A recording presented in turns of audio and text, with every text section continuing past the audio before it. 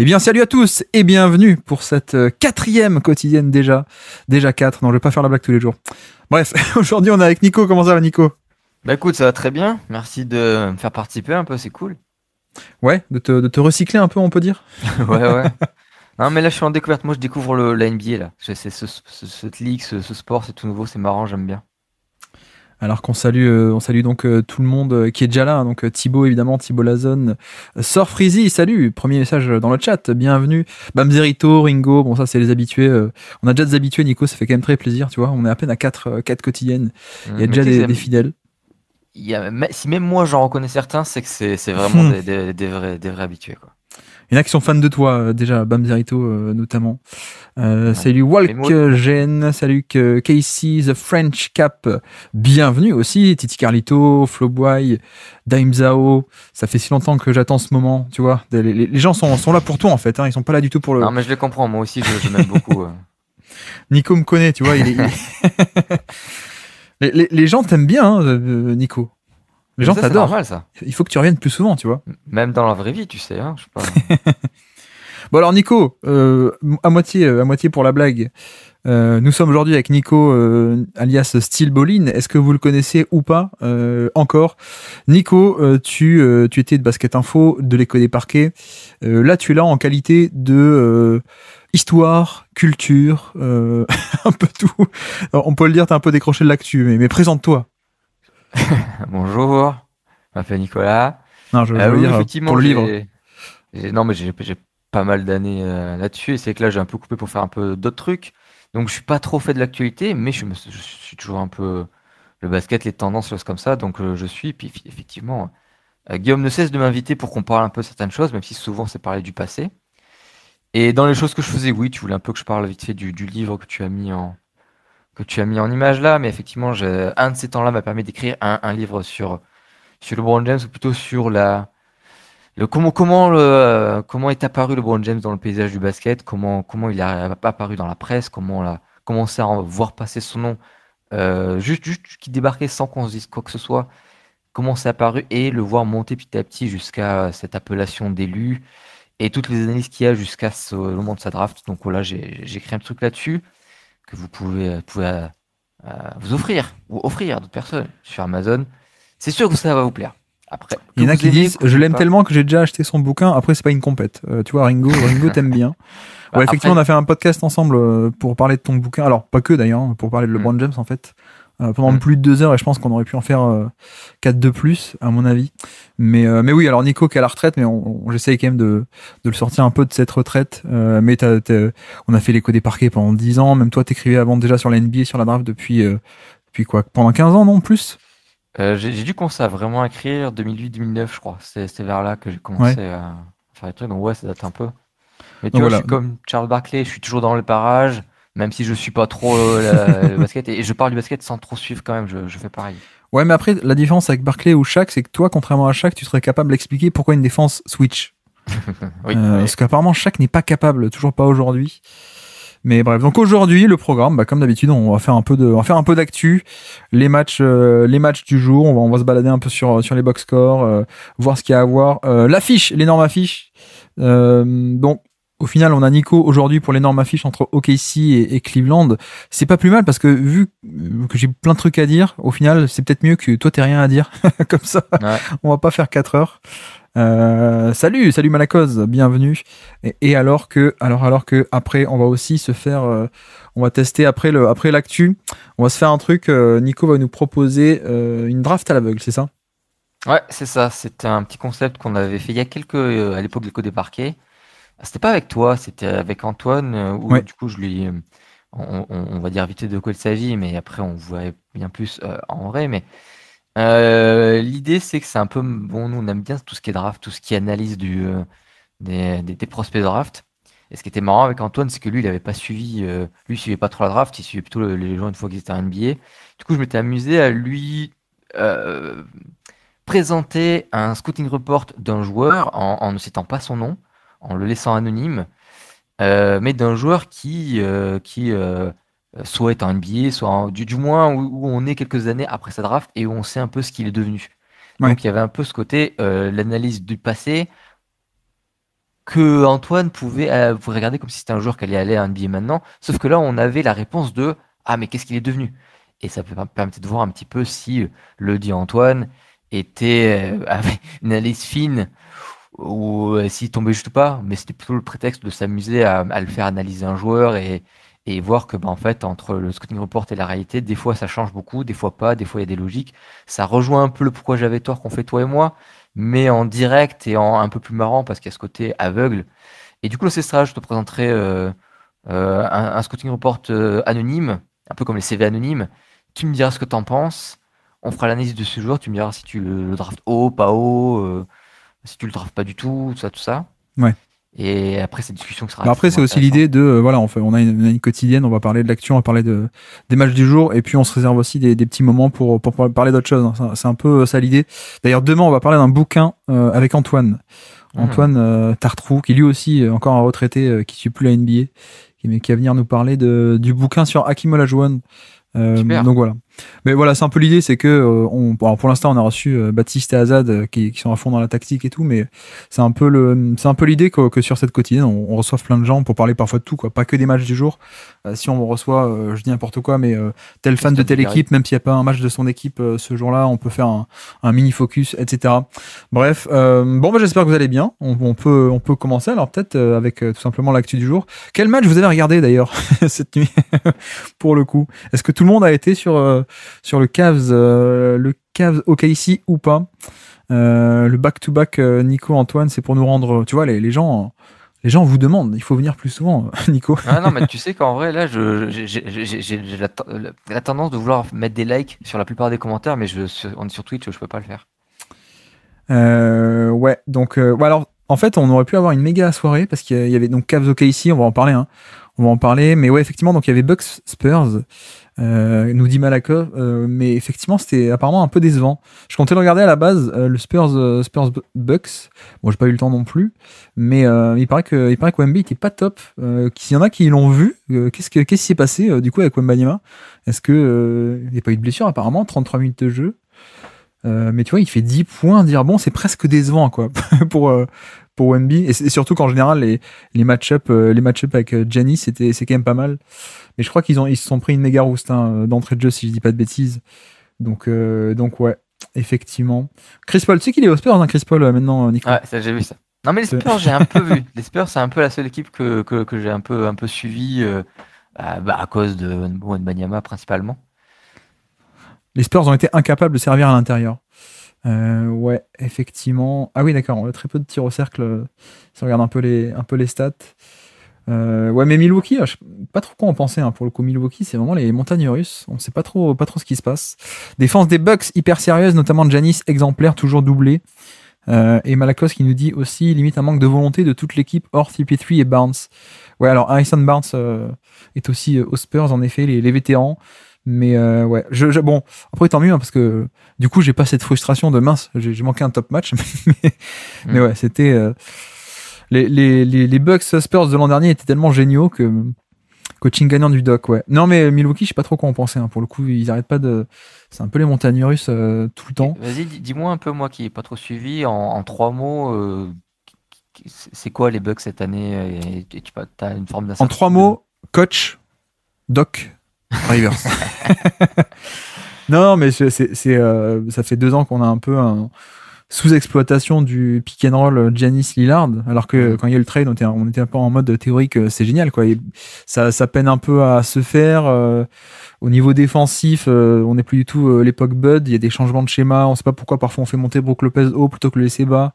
Bon, après l'effectif vieillit aussi. Je pense que pour moi, le principal défaut de cette équipe, c'est qu'en fait, ok, t'as Lillard et Giannis. Enfin, défensivement, t'as Brook Lopez, mais t'as que des mecs qui sont nuls off-ball en fait maintenant, en défense off-ball.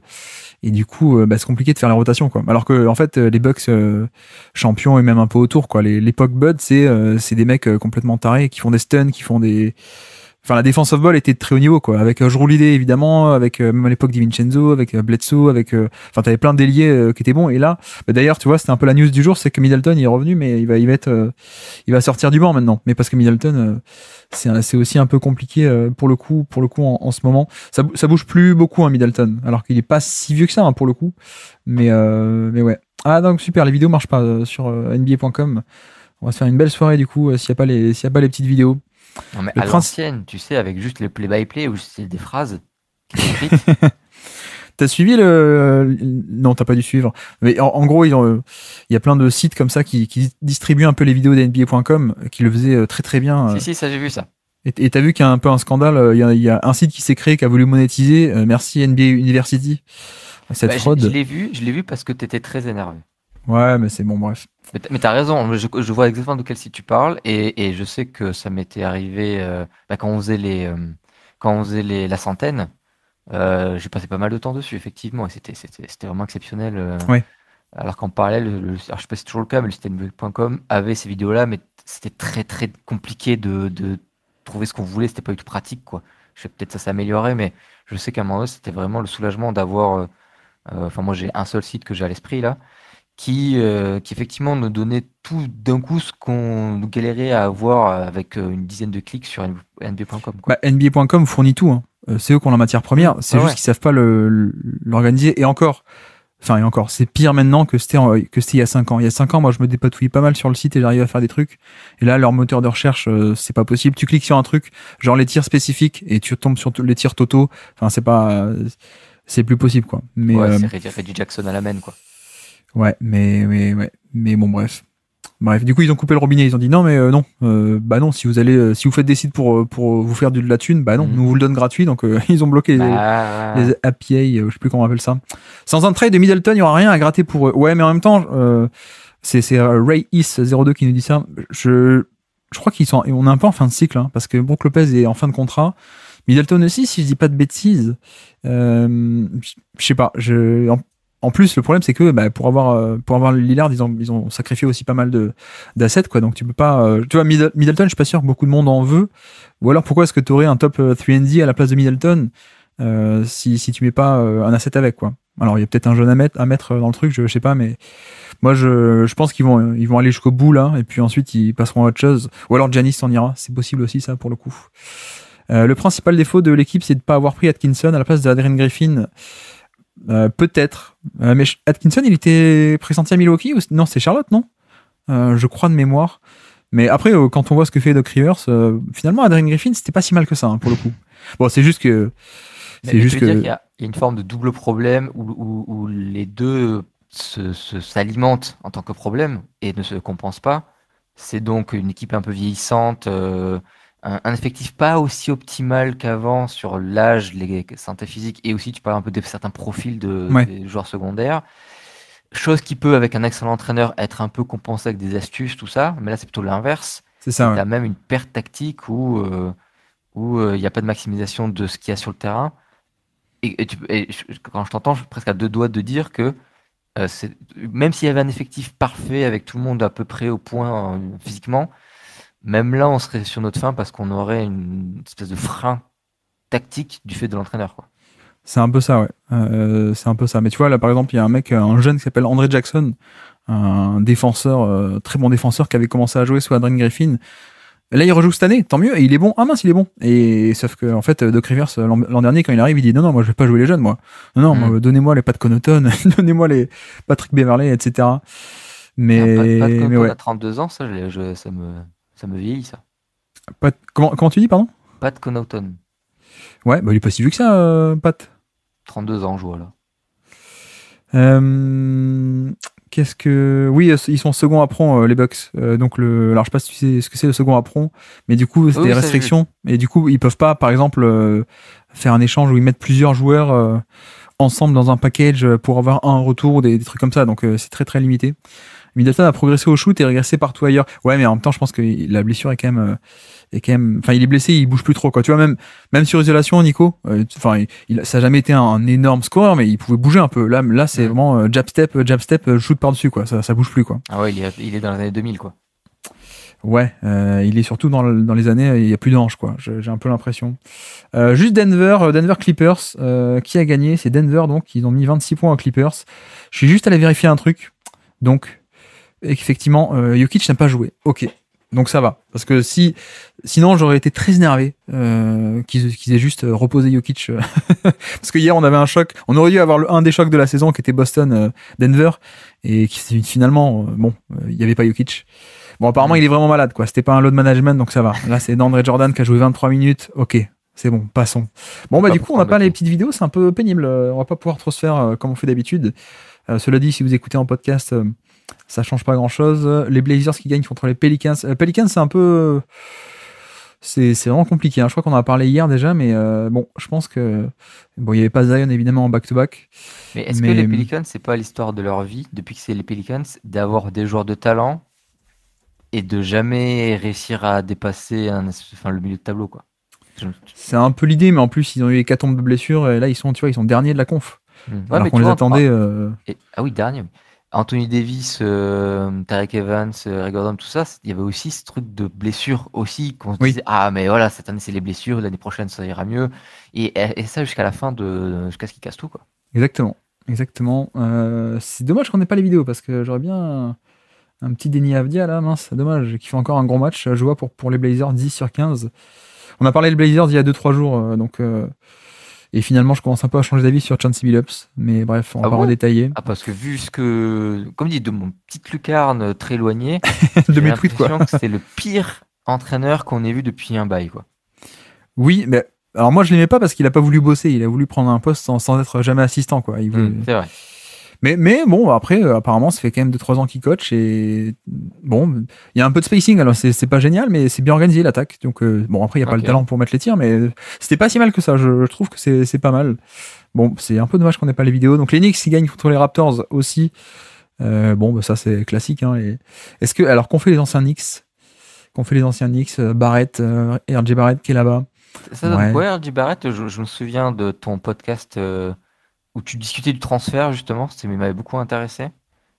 Et il a fait une belle fin de saison aux Raptors l'an dernier, mais parce que rôle un peu différent, pas que pull-up, mais il était utilisé sur des cuts. Tu sais, un peu à la Paul Pierce, le Paul Pierce cut. Tu sais, il part depuis le corner, il va s'installer en post-up, ligne de fond. Je sais pas si tu vois ce que je veux dire. Je pense que je vois. Ce genre de truc où il était un peu poseur d'écran et du coup, il avait beaucoup gagné en efficacité. Et je crois que cette année, on est de nouveau un peu le classique, quoi. On est en dessous de la moyenne, j'ai l'impression, mais... Donc RJ Barrett, style RJ Barrett, même dans un autre contexte, quoi. C'est un peu l'idée. Quickly est revenu aussi. Moi, j'aime bien, mais toi, t'es peut-être pas au courant sur Quickly. Bah, t'en avais parlé dans ce podcast-là, alors je me souviens c'est trop bien ce que t'en disais. Là, j'ai un peu oublié, mais je me souviens que j'avais une opinion à l'époque, c'était la tienne, quoi. Mais je sais plus là. Les vidéos fonctionnent sur certains matchs chez moi, mais pas sur celui des Spurs. Ouais, mais pareil, ça dépend des matchs et ça dépend des jours aussi. Bon, c'est un peu mais c'est pour ça qu'il y avait des sites qui récupéraient tout ça et qui nous offraient ça gratuitement, quoi. Mais bon, encore une fois, bref. Après, s'il y a des développeurs un peu parce que là, je pense que. Ah, il y a 2-3 solutions, mais le site peut pas l'appliquer eux-mêmes, quoi. Mais nous, en tant qu'utilisateurs, on peut arriver à utiliser The ILO, mais le site peut pas eux-mêmes. Enfin bref, c'est un peu compliqué d'après ce que j'ai compris. Les Pistons qui gagnent encore, mais c'est pas un match NBA puisque c'était contre les Nets. Ok. Mais cela dit, j'ai vu que. D'ailleurs, tu vois, c'est le titre sur NBA.com. Pistons move past 500. C'est un événement, ils sont au-dessus des 50% de victoires. Tu savais que Tobias Harris était revenu ou pas? Oui, j'avais vu. J'aime beaucoup la saga Tobias Harris. Je compte vraiment sur toi pour que quand tu leur pris sa retraite, on fasse 3-4 podcasts de 3 heures. Parce que je pense qu'il y a tellement de choses à dire sur ce jeu. À la fois tellement de choses et à la fois on va dire la même chose à chaque fois, en fait. Vraie question, est-ce qu'il y a des gens que vous aimez bien à Brooklyn ou pas? Parce qu'en général, c'est un peu le genre d'équipe où... qui est nul, hein, totalement, il n'y a pas de talent NBA ou quoi, mais c'est un peu là-dedans qu'on peut aller piocher des joueurs un peu all hipster, tu vois. Hipster team sous les radars. Un peu comme les Sixers de l'époque de ce process, quoi. Exactement, ouais, exactement. Moi, j'avoue que j'aime bien Jalen Wilson. Ça me plaît pas mal. Bon, il y a Claxton quand même. Hein. Claxton est très très sympathique. C'est le vrai joueur NBA dans le lot. J'espère que c'est le seul pourra être échangé. Ouais, mais c'est le seul. Enfin, déjà, c'est le seul qui est top 200 NBA, je pense. Mais en plus, pour moi, il est top 50 ou pas loin, quoi. Mais ouais, alors Cam Johnson, ouais, mais alors apparemment, il jouait pas sur ce match-là. Il était malade. Oui, D'Angelo Russell, Cam Johnson. Et je veux dire, ils vont se faire échanger. Ça compte pas. Ça compte pas, les gars. Clowney, ouais, il paraît que Clowney est pas mal parmi les petits jeunes. Les deux Cam. Alors ouais, je suis moins fan, moi, de Cam Thomas, moi, pour le coup. Mais on en reparlera peut-être quand on le reverra. Il a pas joué là non plus. Zaire Williams aussi est là-bas. Qu'est-ce qu'il fait, Zaire Williams, d'ailleurs? Que fait Zaire Williams, qui était un ancien top 10 de draft de Memphis? Je sais pas trop ce qu'il devient à Brooklyn. Bref, bon, sans les vidéos, c'est un peu dommage. Tant pis. Et donc, est-ce qu'on a fait tous les matchs? Ah oui, Sixers Washington. Sixers Washington, il paraît que c'était assez français. Donc victoire des Sixers. Yabusele est titulaire actuellement aux Sixers. Tu le savais, ça? Ah bah ça je le sais, tout ce qui fait la France, les infos arrivent, hein. Ça, et surtout j'ai l'impression que t'as vraiment tout le monde qui est très C'est les content algorithmes. Oui, oui. Non, mais je pense que tous les Français qui écrivent, qui tweetent, surtout là que je vois, sur la NBA, sont très contents de voir les Français en NBA et surtout Yabusele, de ce que je comprends, montrer qu'il a sa place à NBA, quoi. Bah, en vrai, alors, il est pas fait pour être. Ah tiens, la vidéo marche. Il est pas fait pour être titulaire NBA, hein, pas du tout. Mais en fait, il y a un aspect, ne serait-ce que du stretch big, en fait, qui marche très bien, hein, pour le coup. J'avais vu le match contre Phoenix il y a 1 ou 2 jours, là.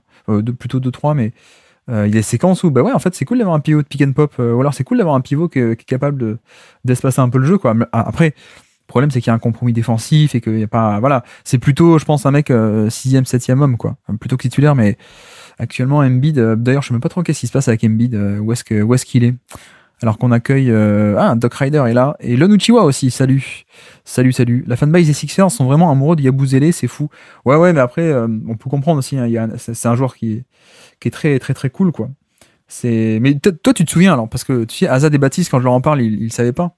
Toi, tu te souviens de l'époque de sa draft, où il Bien était sûr. appelé le French Draymond Green.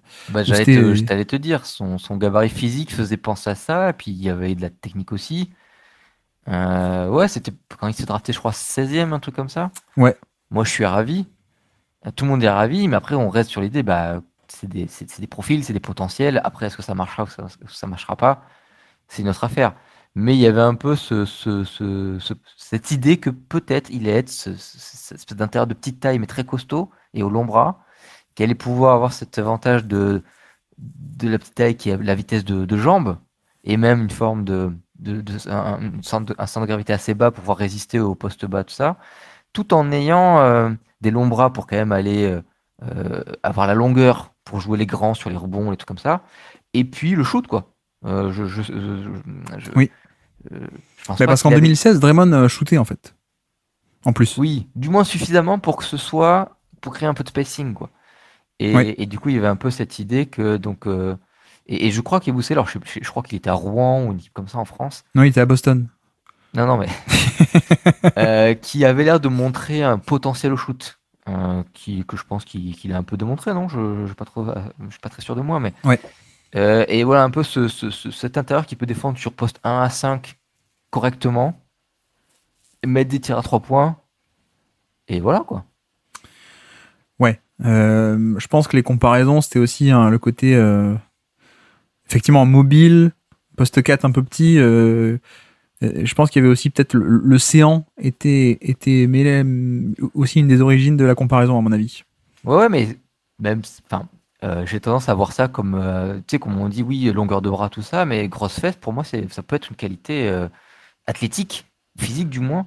Après, Oui, c'est ça, ouais. comme les Mais c'est grosses comme épaules, quoi, quand tu t'as un vois. arrière qui a des grosses fesses, c'est le nouveau Kyle Lowry, quoi, grosso modo. Mais Ouais, oui, non, mais je vois, il y a le côté un peu automatique, quoi. Mais il a pas, ouais, il y a une petite vague un peu de joueurs estampillés. Ah, peut-être c'est le nouveau Draymond Green, quoi. Et lui, il en a fait partie. C'est même le plus proche de ça, je pense. Euh, mais ça s'est un peu atténué, je pense. Vincert, qui est fan de Boston, nous dit arrivé trop jeune, Yabusele est dans une équipe où il n'y avait pas de la place. C'est vrai qu'il est arrivé deuxième partie des 2010 à Boston. Je crois que alors draft 2016, donc en plus il est rookie dans l'année 2017 avec Jake Crowder, toute cette équipe là, Isaiah Thomas, Bradley, enfin l'équipe où il y avait une profondeur qui était dingue quoi. Hmm. Mais apparemment, il a fait des trucs pas mal en Europe et donc il est revenu. Mais alors, c'est dingue parce que il y a une question d'opportunité, hein, pour le coup, avec la blessure de Embiid, où il a un peu de place et tout, et tant mieux. Mais en vrai, je sais pas, s'il avait pas fait son dunk sur LeBron, est-ce qu'il vraiment il aurait été rappelé par les équipes NBA? J'exagère un peu, mais je veux dire, s'il avait pas fait ces Jeux Olympiques, est-ce qu'il aurait été rappelé? C'est pas sûr, quoi. C'est sûr que ça a eu un gros effet, mais j'ai un peu quand même des vagues souvenirs de voir passer des tweets ou quoi, de quand même qu'il y avait un peu des rumeurs, parce que, enfin, si je dis pas de bêtises, hein, je laisse que les gens me corrigent si besoin, mais ce qui faisait Yabusele en Europe, c'était au Real Madrid, je crois. Ouais. Donc c'était déjà au niveau de l'Euroleague. Donc quand tu es une équipe, une franchise NBA qui voit un joueur fort, enfin, Bah après, les équipes NBA sont jamais allées chercher Walter Tavares non plus. Hein. Non, mais c'est là où j'allais en venir. Enfin, mais il y a d'autres joueurs qui ont quand même fait le passage là. Ouais. Mais c'est l'avantage d'un joueur comme Yabusele qu'on voit qui s'impose en Europe, c'est qu'on a aussi à l'esprit le profil de quand il se fait drafter jeune, c'est-à-dire, tu sais, t'as toujours le côté notamment athlétique, le gabarit, qui est une bonne portion de l'analyse de scouting du potentiel d'un joueur, et que les franchises NBA regardent ça. Et Yabusele faisait partie des joueurs qui avaient aussi un physique qui était intéressant, mais qui en venant en NBA, en disant oui, mais le physique n'a pas suffi, même s'il n'y avait pas que ça, hein, Yabusele, on est d'accord, hein, mais que trop jeune, pas assez abouti, pas assez développé, mais le physique était là. Donc quand tu reviens quelques années après, avec le gars qui s'est aguerri, donc qui a développé beaucoup plus de sciences de jeu, beaucoup plus de technique, tout ça, ils disent oui, mais il y a toujours ce physique qui était là. Et en plus, là, on voit qu'il est fonctionnel à très haut niveau. Donc le pari se retente plus qu'avec un Européen plus typé euh, Europe, Ouais. qui a un style de jeu très très européen, qui avait à l'époque, quand il avait 21-22 ans, n'a pas spécialement attiré l'œil de la draft. Tu vois un peu ce que je veux dire? Ouais. Ouais. Ce qui vaut plus qu'un minimum, Yabusele, bah, je pense. Hein. Alors, encore une fois, moi, je pense pas que ça va être un gros joueur NBA dans une équipe compétitive qui est à 100% physiquement, mais ouais, plus qu'un minimum, oui. Après, voilà, regarde le profil aussi, on est sur un mec qui a 90% de panier assisté, quoi. Donc ouais, il est efficace, il met 40% de ses 3 points avec un plutôt bon volume parce qu'il joue pas mal. Enfin, je veux dire, il a un bon volume mais parce qu'il a qu'un minutage moyen, mais si on le rapporte par 100 possessions, il a un gros volume à 3 points. Mais ouais, après, c'est un peu tout le reste, quoi. J'ai l'impression que c'est un peu tout le reste qui pose problème, entre guillemets, quoi. Défensivement, ton avis, c'est quoi? J'ai compris que tu disais que c'était un peu juste, mais là, il joue pivot aussi, c'est ça aussi? Est-ce que ça t'envoie qu'il soit un peu juste en défense en pivot, ça m'étonne pas du tout. Bah ouais. Mais après, c'est vrai que c'est même en équipe de France, hein, il me semble qu'il jouait plutôt poste 4. Oui. Poste 4, là, cette idée-là de cet intérieur qui a un poste 4, quoi, qui sera à côté d'un pivot. Ça, c'est pas une hypothèse intéressante pour lui? Pas forcément titulaire, hein. je, sais, je sais pas. Moi, je le vois plutôt en big de rotation, quoi. Le mec qui va pas être que le pivot backup, mais qui peut un peu, c'est ton troisième big, quoi, qui peut remplacer un peu les deux, quoi. Je pense. Hein. Vous pensez qu'il y aura un échange à la deadline pour Kuzma ou Kispert? Bah, Corey Kispert, ouais, franchement intéressant. Alors quoique, attends, je vais quand même vérifier le salaire, mais il est pas si cher que ça, je crois. Après Kuzma, je vois pas qui peut avoir besoin d'un Kyle Kuzma en fait. Le problème c'est qu'on le connaît, quoi, et qu'il est nul. Non mais non mais Kuzma, enfin en plus t'as des souvenirs moi, sans doute de Kuzma, quoi. Qu'il arrive en NBA, hein, Bah ouais. ça m'a amusé, mais je suis content qu'ils soient dans la ligue parce que c'est toujours rigolo. Et c'est bien d'avoir des joueurs qui ont que des gens voient différemment de toi, dans les deux sens d'ailleurs. C'est toujours marrant d'avoir des divergences comme ça, des joueurs qui créent des divergences comme ça.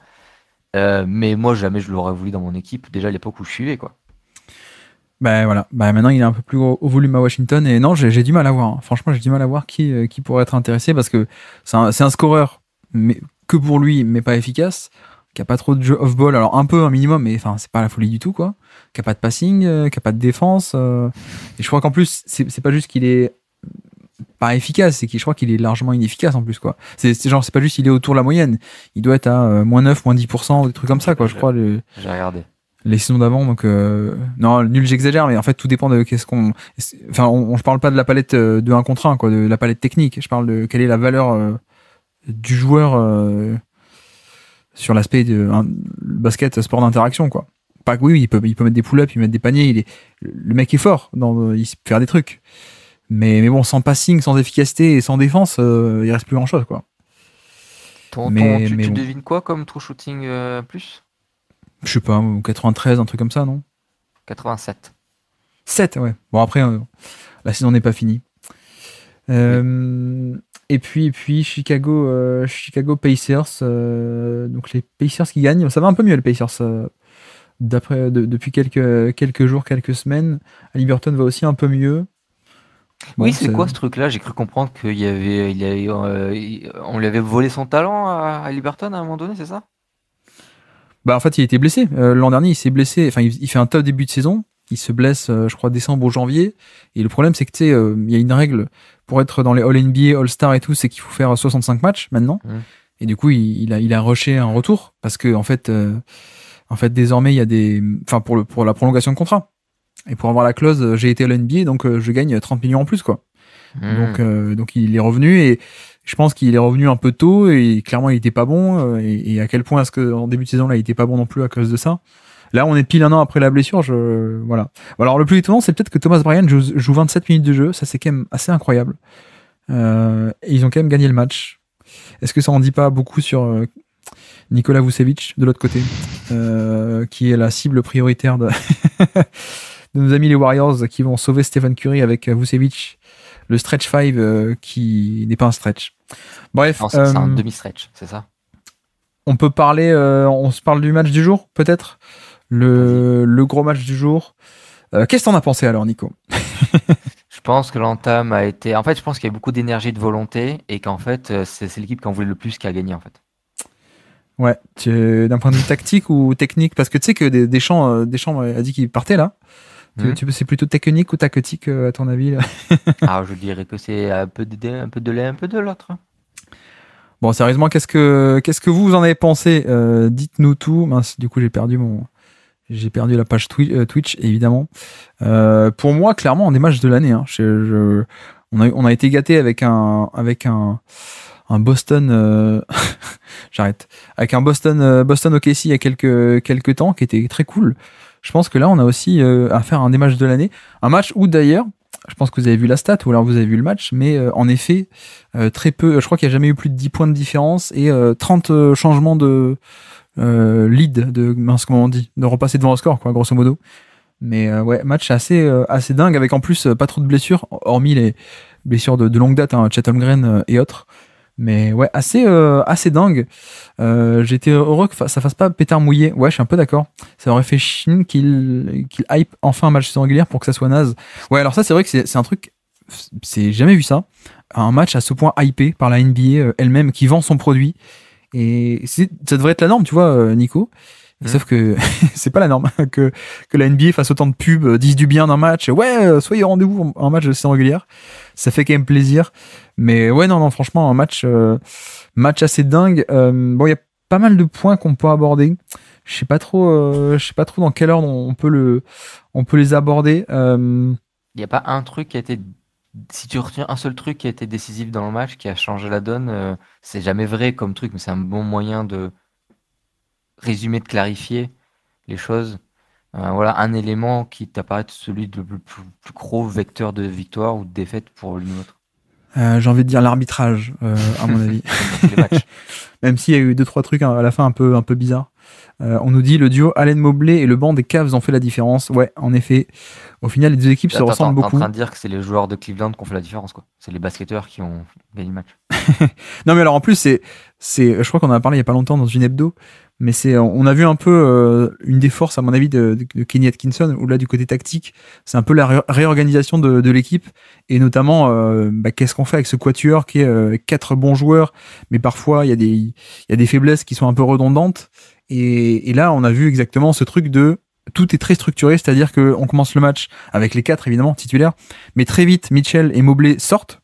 Les deux sortent ensemble, ils sortent en même temps, et on garde un peu sur le terrain, on choisit de faire le duo Garland et Jarrett Allen pour le pick and roll, donc ça c'est hyper important, et de même quand ces deux-là sortent, on fait rentrer le duo Mitchell et Mobley, et pour une raison qui est simple, c'est que finalement, parce que par le passé, comment il s'appelait, l'ancien là, de Bickerstaff, l'ancien coach qui était pas très clair parfois, ou en tout cas ça, on essayait un peu de mélanger quel duo on fait fonctionner ensemble entre Garland Mobley, est-ce qu'on met Garland Jarrett Allen, est-ce qu'on met, enfin voilà, c'était un peu, on savait pas trop comment faire.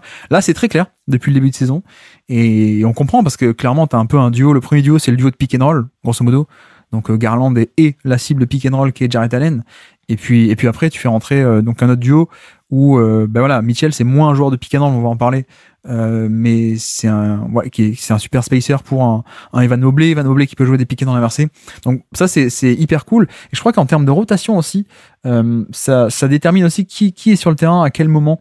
Notamment, tu vois, George Niang, qui est un poste 4 shooter mais pas top en défense. Forcément il jouait les minutes avec Evan Mobley quoi. Un peu ce côté-là, et ça, enfin bref, j'étais aussi surpris en un sens de. Tu veux dire qu'il y a un peu des configurations un peu optimales, deux différentes ou deux, trois différentes, et qu'en fait c'est celle-là qui joue presque comme s'il y avait deux équipes un peu, ce serait un peu presque ça qu'on pourrait dire. Ouais, pour caricaturer, c'est un peu ça, ouais. C'est un peu ça, et c'est bien d'avoir trouvé enfin en fait d'avoir un peu renversé le truc quoi, parce que on avait un peu l'aspect du verre à moitié vide de bah mince, on a 4 mecs, parfois ils se marchent un peu sur les pieds ou ça marche pas trop, et là finalement avec ce côté de Kenny Atkinson qui arrive et qui réorganise et qui acte non mais on va faire comme ça, vous deux, et puis les role players aussi, ça s'organise en fonction, bah c'est très clair, et on arrive à jouer de deux manières différentes quoi, avec Garland plutôt accès pick and roll, et de l'autre côté Mitchell ça va être soit des zoom action, donc un écran plus un dribble hand off, des jeux de main à main, soit sinon des pick and roll entre petits, soit de l'isolation, et voilà, Mitchell est plutôt typé driving kick, donc ouais. J'essaie de lire aussi en même temps. Max, j'aime bien sa nouvelle coupe. Max Strus évidemment. Ouais, alors Max Strus qui n'était pas titulaire. Bon, il revient de blessure aussi, hein, mais finalement il a fait un gros match. J'étais un peu surpris, mais là encore, hein, c'est en termes de profondeur d'effectif, on a vu aussi à quel point est-ce que les Cavs sont une belle profondeur, parce que tu vois, il y a Dean Wade qui commence le match. D'ailleurs, qui commence le match en défense sur SGA. Peut-être on en parlera des match-ups, c'était assez épatant ce truc-là. Mais finalement, on a aussi du Max Strus qui a été beaucoup utilisé, Isaac Okoro qui a été utilisé, mais que pour la défense sur certaines séquences sur SGA, qui a été un peu sorti de sa boîte, alors que c'était plutôt lui qui avait un gros temps de jeu au début de saison. Ty Jerome fait 11 minutes, mais 15 points, et vraiment... Tu te souviens de Ty Jerome ou pas? Le nom me parle, mais je pense que je me mélange les pinceaux. Tu savais pas que c'était devenu quelqu'un, pour le coup. On a tous été un peu surpris cette année, ouais.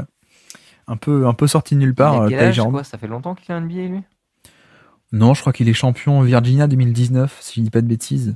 Enfin, je veux dire, c'est une explosion tardive. Sorti de nulle part à 27 ans, ouais. Oui, voilà, c'est ça. Ouais. Mais ouais, donc soit Ty Jerome qui rentre sur le terrain, soit mince, c'est la mauvaise page. Soit on a aussi du Caris LeVert, donc Max Strus a aussi pas mal joué. Enfin non, mais la profondeur, vraiment belle profondeur hein, pour le coup, au niveau des Cavs. Strus, quelques passes très bien senties, en effet, ouais, tout à fait. D'ailleurs, on sait ce qu'a fait Collet avec les Cavs cette saison. Ah oui, c'est vrai que Vincent Collet était censé être chez les Cavs. En effet, j'ai pas plus de nouvelles que ça. Je crois que je l'ai pas vu sur le banc. Mais bref, oui, alors attends, il faut que j'arrive à me dépatouiller avec ça. Peut-être on peut commencer avec le côté OKC. Hop, si j'arrive à sortir ceci, on va le voir. Hop. Alors le truc c'est que en fait les Cavs défensivement, ils ont commencé avec pas mal le schéma en switch, notamment. Alors ça peut paraître étonnant, mais parce qu'on a un Jarrett Allen, mais au final Jarrett Allen n'hésite pas du tout à switcher, et même tu vois les fois où ça switchait pas, c'était pas du tout à cause de Jarrett Allen. C'est plutôt au niveau de Garland et de Mitchell que certains pick and roll on voulait pas trop switcher. Donc là pour le coup un premier pick and roll, tu vois, avec Mitchell qui défend sur Jalen Williams. Bon, on est un peu obligé de faire ça. Pourquoi? Parce que en fait on veut mettre Evan Mobley en roamer, c'est-à-dire on le met sur un non-shooter, ou plutôt un mec un peu moins dangereux, on va dire. Donc Evan Mobley au début il était sur Cason Wallace pour être un peu en safety autour du panier et pour pas être en marquage individuel, mais donc fallait que Mitchell se tape un peu Jalen Williams. Mais voilà, c'est un peu cet aspect-là. Donc première possession où ça switch pas trop, mais très vite on va voir que ça va switcher. Donc là une possession juste après, vous voyez qu'un pick and roll où il y a pas ni Mitchell ni Garland, ça va switcher assez facilement. Et c'est vrai que ça reste aussi un des trucs principaux de l'attaque d'OKC, c'est soit on va cibler des petits, soit on va aller cibler, essayer d'attaquer le switch finalement des Cavs, mais finalement ça a plutôt pas mal tenu pour le coup. Alors que là, on voit aussi un excellent système fait exprès pour être contre le switch. Vous voyez ici, donc pick and roll entre petits, entre SGA et Lou Dort pour aller chercher Garland. Et de l'autre côté, on va essayer d'utiliser le Mobley qui essaie de tricher, de venir aider au panier, donc qui est mis sur Casey Nolas. Hop, on le fait sortir en même temps que Casey Nolas. Renversement de jeu, extra passe, excellent écran de la part ensuite de Hartenstein qui va bloquer pour un layup. Bon, ça marche pas parce que Evan Mobley était partout sur ce match-là. Mais voilà, il y a vraiment un aspect où l'attaque. Là encore, un exemple avec cette fois, c'est Jalen Williams qui va provoquer le switch. Hop, il va aller chercher un Jarrett Allen et il va arriver à scorer sur l'isolation. Donc ça, c'était un point principal finalement de ce match-là et de l'attaque de OKC. C'est à quel point ça a marché ou pas marché. Et d'ailleurs, très vite, vu que vous avez vu tous ces switches, on voit directement aussi un contre-move qu'a fait OKC, c'est l'écran glissé. C'est-à-dire que là, donc pick and roll entre SGA et Hartenstein. Donc on voit que Jarrett Allen, comme tout à l'heure, va monter et va prendre la responsabilité. Mais que fait Hartenstein? Il pose pas l'écran en fait. Il va vite s'écarter et comme ça fait un peu de facto un 2 contre 1 sur le ballon et l'écran n'est pas posé, il va vite s'infiltrer derrière et c'est comme ça que hop on libère et le fameux écran glissé qui est un peu l'antidote anti-switch qui a pas mal marché. Mais voilà, pas mal de séquences comme ça. Bon, SGA on le connaît aussi, il est à peu près capable de scorer sur n'importe qui, y compris donc parfois sur des switches. Et donc là évidemment, encore un grand match de la part de SGA pour le coup. Là, on voit un switch, il va chercher un Jarrett Allen, Cleveland switch pour laisser aucun décalage, et puis derrière SGA qui peut aller au panier. Je sais pas si ça suit aussi les progrès de SGA en tant que scoreur implacable. On a clairement affaire à un mec qui va être MVP ou qui est d'un niveau MVP quoi. Alors que pour le coup, tu sais quand on le découvre, c'est vraiment un général de terrain quoi. Ah oui, puis je me souviens un peu des scouting reports là aussi assez clivants à l'époque avant sa draft. Toi, t'étais assez, bon, peut-être pas confiant, mais tu avais plutôt une bonne opinion de lui. Et ouais, c'est assez impressionnant le joueur qu'il est, en plus d'un style pas si athlétique que ça, même si ça veut rien dire, mais vous voyez ce que je veux dire. Ouais. Le côté, finalement, c'est une forme de souplesse dans le jeu, d'hésitation, on se dirait pas forcément que ça passera au niveau NBA, puis c'est passé tout le long de sa carrière, ça finit par passer jusqu'au plus haut niveau quoi. Ouais, j'essaie de lire en même temps. Essaie de voir le chat si s'il y a des questions ou des remarques, tu me les lis. Moi j'arrive pas à être sur les deux trucs à la fois pour le coup. Ça marche. Là encore un autre exemple.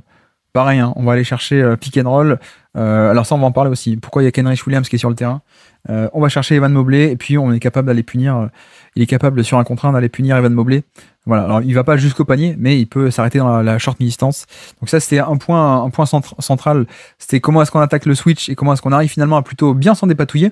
Et puis l'autre aspect qu'on a vu très tôt, au-delà de ce côté écran glissé versus le switch et autres, c'est aller cibler les petits, évidemment, qui sont un peu les plus friables. Ouais, dis-moi. Moi, je connais pas bien. Je connais Garland. Je connais son jeu un peu offensif, du moins ce qu'on en dit. Mais là, il y a Moumou Albatros qui pose la question, qui est impressionné par sa défense. C'est quoi, toi, ton avis sur la défense de Garland maintenant et même avant? Parce qu'il me semble que ça partait de loin, ou c'est moi qui me fais une fausse impression? Si, il a beaucoup progressé. Après, ça reste... comment dire, c'est le mec qui maintenant fait des efforts, se donne bien, essaie de traverser les écrans et tout, mais si tu veux, quand t'as un mec de calibre MVP avec LZA, ouais, en fait, il va, même s'il est mieux qu'il est pas kata, ça reste quand même un des maillons faibles, quoi. Un peu pareil pour Mitchell, quoi. Faut bien trouver quelqu'un à attaquer. Et au final, ils vont un peu à la chasse au plus faible, quoi. Même si en effet, oui, comparé au tout début de carrière, c'est quand même largement mieux. Mais là, tu vois, on voit une première fois Jalen Williams, dès le début du match, qui va un peu le cibler. Et SGA aussi, alors assez surpris, parce que donc, comme on disait, c'est Dean White qui a commencé le match titulaire, et qui en plus, est le match-up principal de SGA. Et Max Strus, qui était plutôt, alors avant sa blessure, le poste 3 titulaire de cette équipe, dès qu'il est entré sur le terrain, il s'est fait cibler. Alors que tu vois, de base, moi j'aurais quand même plutôt dit, Max Strus c'est quand même un peu le meilleur défenseur des deux, c'est lui qui va mettre plutôt sur SGA, si on devait choisir. Et en fait, SGA est allé cibler encore et encore les petits, donc y compris Max Strus, donc j'étais assez surpris là-dessus. Là encore, on voit un exemple, très simple, donc les pick and roll entre petits, là même pas besoin de pick and roll, juste en transition, on hérite de Garland, donc non, toi tu t'en vas, va-t'en, Jalen Williams, hop, j'attaque. Ça vient aider évidemment extra pass, un 3 points ouverts, ne serait-ce que juste sur la création pure de la part de.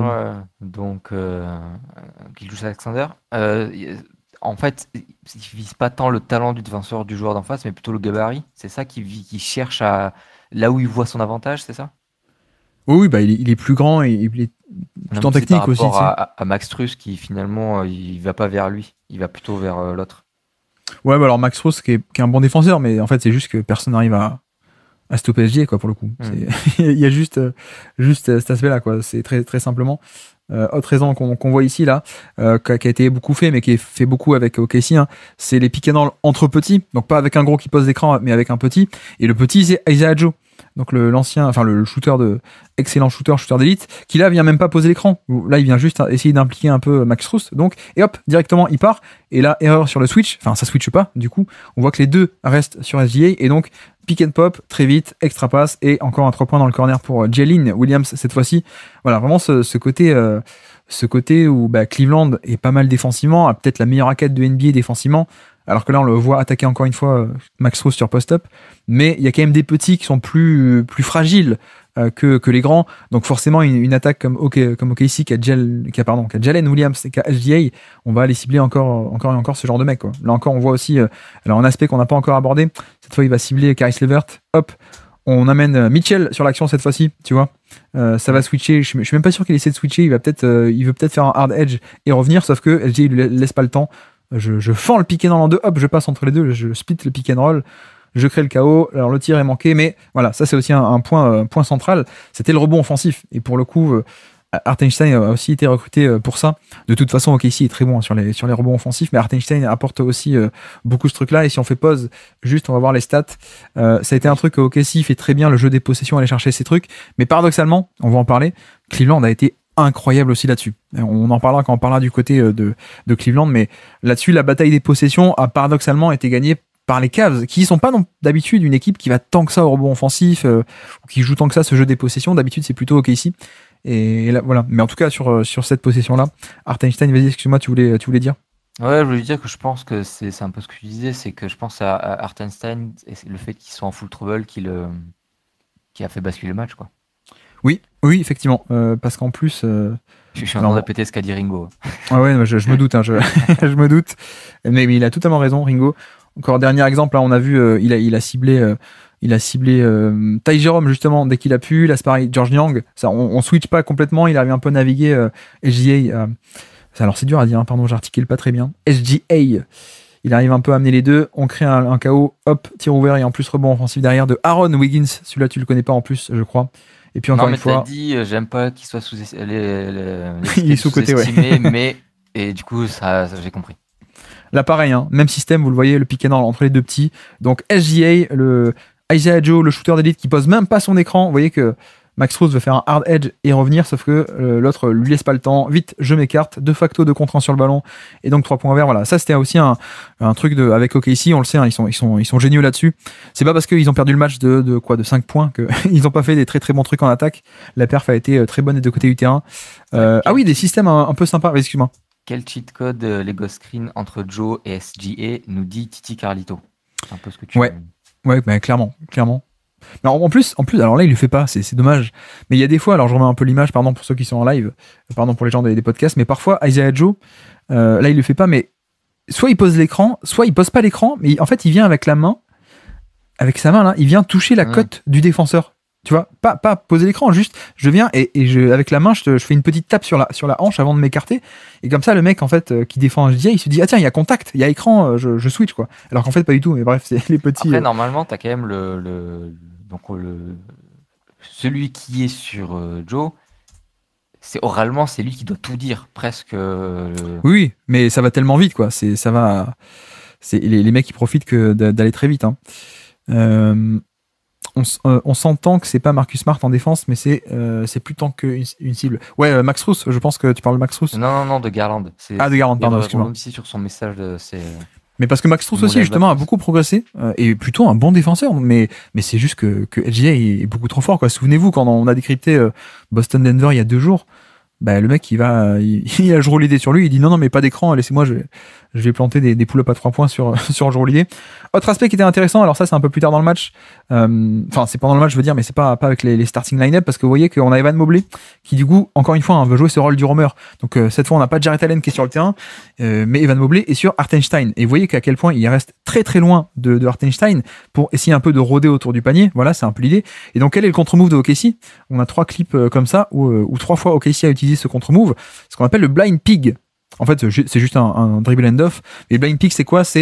Alors ça vient de l'attaquant en triangle, mais grosso modo, vous voyez que Okoro empêche que Jalen Williams ait la balle, donc plutôt que la passe vienne directement vers Jalen Williams, on passe par un 3e point qui va être Hartenstein. Regardez, je laisse dérouler. Voilà. Et donc en gros, on passe par plutôt que A donne la balle à B, on passe par C. Et c'est bref. Et là où c'est intéressant, c'est que en fait, ça vient punir le positionnement, ce fameux positionnement de Mobley, qui essaie un peu de faire le roamer, qui essaie un peu de faire le safety, qui reste proche du panier, et donc il reste très très loin de Hartenstein. Donc forcément, le contre-move quand t'as un mec qui t'abandonne, c'est dribble and off. C'est ce que fait aussi beaucoup Draymond Green, c'est ce que font ce genre de mecs où quand le défenseur les abandonne, eux ils captent la balle, et donc comme ça, au moment du jeu de main à main, en fait il y a un contre 2, puisque Mobley est censé être un peu bas, et donc là on a 1 contre 2 avec 2 joueurs de KC, le jeu de main à main et l'extérieur, et voilà, ça crée un décalage. Là je crois qu'on a un 3 points de Jalen Williams, et c'est une technique qui a de nouveau été utilisée, là encore, cette fois Hartenstein qui fait exprès, alors que c'est pas un shooter, de se mettre sur l'aile pour essayer d'éloigner Jarrett Allen du panier, sauf que Jarrett Allen l'abandonne complètement et il reste dans la raquette. Donc qu'est-ce qu'on fait? Pareil, le blind pig, voilà, on va chercher, plutôt que de donner la balle à Williams directement, on passe par un 3e point, un point relais, et surtout dribble and off, comme ça Jarrett Allen est trop bas et ça fait un décalage, et qui donne petite passe et Hartenstein. Voilà, exactement le même système pour le coup, et vraiment ce côté où la défense de Cleveland, soit Mobley, soit Jarrett Allen, essayer un peu de tricher par rapport à un non-shooter et de venir rôder autour du panier, ce qui est un peu normal pour protéger le panier. Et donc voilà, on déroule un peu ce genre de système. Là encore, 3e fois pour Isaiah Joe, vous le voyez. Donc qu'est-ce que c'est? Là, c'est en sortie de temps mort. Pareil, donc un faux pick and roll ici, voilà, juste. Et quel est le point important? C'est que Hartenstein est dans le corner, Jarrett Allen l'abandonne, et donc renversement de jeu un peu surprise. Et là encore, quand on fait pause, le dribble and off, le jeu de main à main entre Isaiah Joe et Hartenstein, 2 contre 1 avec le défenseur extérieur. Jarrett Allen est trop bas, donc tir ouvert et badaboum. Donc voilà, Mark Daniel, comme d'habitude, qui est très très bon, et finalement OKC a trouvé pas mal de petites parades. Je t'en prie, tu voulais parler, non? Ouais, c'était juste ce que tu montres là, ça me faisait penser à ce qu'avaient fait les Warriors avec Draymond Green, quand à un moment donné tout le monde s'est dit mais en fait ça vaut le coup de le laisser shooter parce qu'il est quand même pas assez bon là-dessus. Où il y avait cette astuce-là, oui, mais de se servir de lui un peu loin du panier, mais plutôt sur des sur des écrans ou des hand-off ou des machins où justement on profitait de l'espace qui crée l'électron libre qu'il devenait et était utilisé pour devenir un espèce de hub comme ça. Ouais. Ça me fait penser à ça, et c'est un peu un moyen, parce que là je devine, mais je le connais pas bien, mais je devine que Hartenstein n'est pas un bon shooter de loin, pas suffisamment bon pour être menacé. C'est pas un shooter du tout, ouais. Voilà, et je sais que, enfin, à un moment donné, on disait le spacing ça se crée plus facilement avec du shoot, avec 5 shooters, mais en vrai il y a d'autres manières de créer, ou du moins de profiter de ce côté un peu drop ou quoi, ou safety que peuvent avoir les défenses adverses. Et voilà, il faut être un peu inventif, un peu malin, un peu technique. T'as moyen quand même d'avoir du spacing malgré le fait que t'es pas 5 shooters, quoi. Et ça, là, tu le montres beaucoup, quoi. Pour ça que moi j'aime bien définir le spacing comme les mecs qui sont off-ball. Mais parce qu'en fait, si t'es un non-shooter, mais qu'en fait t'as la balle dans le périmètre, forcément le mec il va un peu monter pour défendre sur toi, quoi, de facto. Donc c'est pour ça que pour moi les mecs qui font le spacing, c'est ceux qui sont off-ball. C'est pas tant, une fois que t'as la balle, non. Mais c'est un peu, voilà, je sais pas moi, qui est-ce qu'on a en Ja Morant ou à l'époque John Wall ou des mecs comme ça. C'est pas des bons shooters, mais c'est pas grave, parce que si c'est eux qui ont la balle, c'est les autres qui doivent savoir shooter, en fait. Voilà, donc c'est un peu l'idée. Même sans ballon, sans ton shoot, tu peux faire un tas d'actions hors ballon, des écrans ou voilà, être ce genre de relais un peu. Tu t'as montré un peu en début de cette séquence-là, une espèce de jeu en triangle comme on voit au foot européen, quoi. Ce côté, plutôt que de faire la passe directe, passer par un relais, mais qui crée une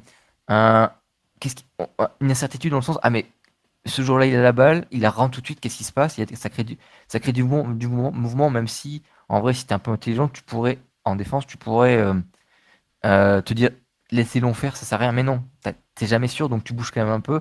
Et des fois, ça suffit juste à créer le petit espace qui t'ouvre des trucs, quoi. Alors justement, on enchaîne avec là où Mark Daniel a été très bon, vous allez voir. C'est la zone. Alors la zone, c'est pas lui, hein, la zone c'est la défense des Cavs. On enchaîne, pourquoi? Parce qu'on est sur une séquence où pick and roll entre petits, vous le voyez, Max Strus et Ty Jerome, ouais. SGA qui va provoquer la faute de Ty Jerome. Ok, donc qu'est-ce qu'on fait? Position d'après, on installe la zone. Et une zone qui va au début pas mal marcher pour le coup. Donc la zone c'est quoi? Une zone en 2-3, vous voyez qu'il y en a deux en haut, les deux petits en première ligne, et puis les trois derrière qui pour protéger le panier et pour faire un peu le balayage. Ok. Et là, première possession, SGA un peu surpris par ce côté zone, il se fait un peu enfermer, il essaie d'attirer les deux mais il n'y arrive pas, et c'est juste perte de balle parce qu'il a deux sur lui. Donc première possession qui marche pas mal en termes de zone, et Ty Jerome qui va hop derrière en plus mettre le panier. Hop, possession d'après, pareil, la zone, on prend un tir un peu précipité de la part de Jalen Williams contre cette zone-là. Alors, un peu erreur de Ty Jerome, mais pas puni pour le coup sur cette zone-là. De nouveau, pareil, zone défensive, quatrième quart-temps. Toujours quatrième quart-temps, on se rapproche un peu du money time. Toujours cette zone, hein, parce qu'on a deux petits qu'on va protéger, donc Garland et Ty Jerome. Et là, toujours pareil, hein, on galère un peu côté OKC, on fait tourner. Interception de Jarrett Allen qui vient s'interposer. Et là, ça va commencer à marcher. Et qu'est-ce qu'ils vont faire en fait OKC? Que fait Mark Daniel? Vous allez voir. Je fais arrêt sur image, vous le voyez. Mais en fait, vu que c'est une zone de 3, 2 en haut, 3 en bas, que fait OKC? Ben, ils vont en mettre 3 en haut. Comme ça, ils ont sur cette partie de terrain tout en haut. Donc là où il y a 2 défenseurs des Cavs, en haut de la zone, il n'y a que 2. Ben, eux, ils mettent 3 joueurs. Et comme ça, il y a un surnombre assez rapide. Et ben, le décalage est fait. Et c'est comme ça que, vous allez voir, on va aller enchaîner action après action. C'était pas le cas au début quand ils sont un peu surprendre. Regardez, au tout début, là on a juste 2 en haut, donc Williams et SGA. Ça c'est quand Cleveland sort sa zone et qu'ils sont pas prêts. Ok ici.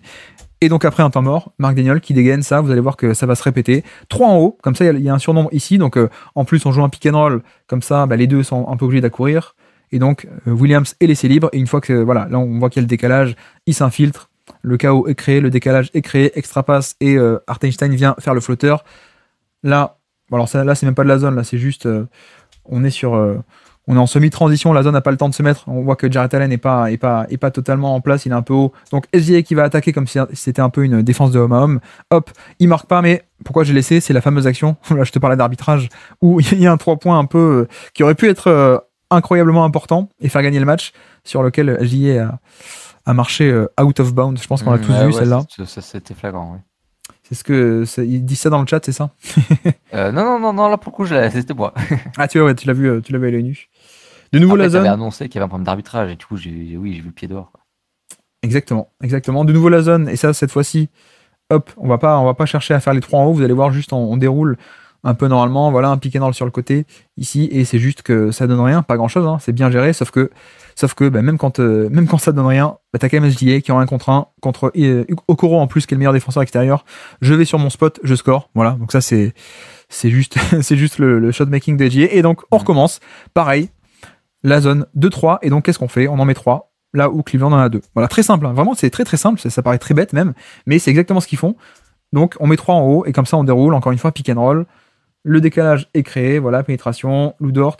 Après, une fois que tu as le décalage, bon, ben voilà, c'est juste extra passe. Bon, en l'occurrence, à la fin, excellente action de Jarrett Allen, mais on avait quand même bien réussi à casser la zone. Et puis, et d'ailleurs, en plus, contre assez clutch, je crois, parce qu'il y a un 3 points derrière en transition. Ouais, voilà, de Mitchell qui était assez important. Mais on continue, pareil, zone 3-2, et donc OKC qui en met 3 en haut. C'est fait exprès, voilà, on vient poser un pick and roll. C'est toujours pareil, hein. Et pour le coup, Mark Daniel avait bien trouvé la parade. Là, on voit, hein, extra passe et flotteur ouvert dans la raquette, plus rebond offensif qui va donner, si je dis pas de bêtises, une nouvelle possession et SGA qui va au flotteur. Voilà, donc panier encore une fois. De nouveau, la zone 3-2 et de nouveau, on crée un surnombre. Donc là, on a même 4 joueurs tout en haut. Et donc facile, hein. Une fois que c'est fait, le décalage est créé, la défense se casse, quoi. On arrive totalement à casser la zone. Et même moi j'en étais au point où à ce moment-là, bon, on a vu quand même 2-3 possessions où il crée ce surnombre en haut de la zone. Tu te dis mais pourquoi en fait? Au bout d'un moment, il faut arrêter de la faire cette zone. Ils ont trouvé la solution, quoi. Et bon, là en l'occurrence, ils mettent pas le tir. Pourquoi j'ai mis rebond clutch de Mobley? Il va y avoir 3 rebonds clutch de Mobley pour le coup. Donc OK ici qui déroule son action. Hop, vous allez voir le tir manqué de Lou Dort. Hartenstein qui est en parfaite position pour le rebond. Vous allez voir, il a la position préférentielle. Et qu'est-ce qui vient de nulle part par-dessus avec ses longs bras? c'est Evan Mobley qui vient juste dévier ce ballon et empêcher une nouvelle possession pour OKC, ce qui était crucial hein, parce qu'on est money time là pour le coup, 123-118, il reste 3 minutes. Hop, juste la petite touche là, hop, ici même. Bref, donc premier rebond clutch. De nouveau la zone, et tu vois, de nouveau, je comprends pas, hein, ils insistent, hein, alors que OKC à la parade, ils arrivent à chaque fois à casser la zone. Pourquoi donc c'est Jarrett Allen ne fait pas, alors je suis pas un spécialiste non plus, hein, mais ne fait pas, parce que son problème à lui, c'est qu'il dans la zone 2-3, elle marche très bien en Europe parce que tu as le pivot qui peut rester dans la raquette, être planté dans la raquette, et du coup être vraiment celui qui bouge tous qui peut faire le piston à chaque fois qu'il y a un décalage comme ça de créer et de permettre à la zone de se reconstruire dans la seconde, quoi. Ouais, mais parce qu'il n'y a pas la règle des 3 secondes, quoi, du coup. Voilà, et là, c'est ce que je regarde depuis tout à l'heure. Effectivement, on voit bien, Jonathan, on voit qu'il fait toujours des allers-retours entre la raquette et que c'est galère. Et comme il doit choisir un côté de la raquette, ça crée un trou. Mais du coup. Oui, puis même depuis les côtés, parce que font il en met 3 en haut, mais il en met aussi 2 dans les corners. Et donc, tu as 2 shooters, en tout cas 2 menaces. Et donc, soit Jarrett Allen, là, qui est tout en bas proche du panier, il monte un peu ici en tête de raquette, mais ça libère un cut ligne de fond d'un des deux.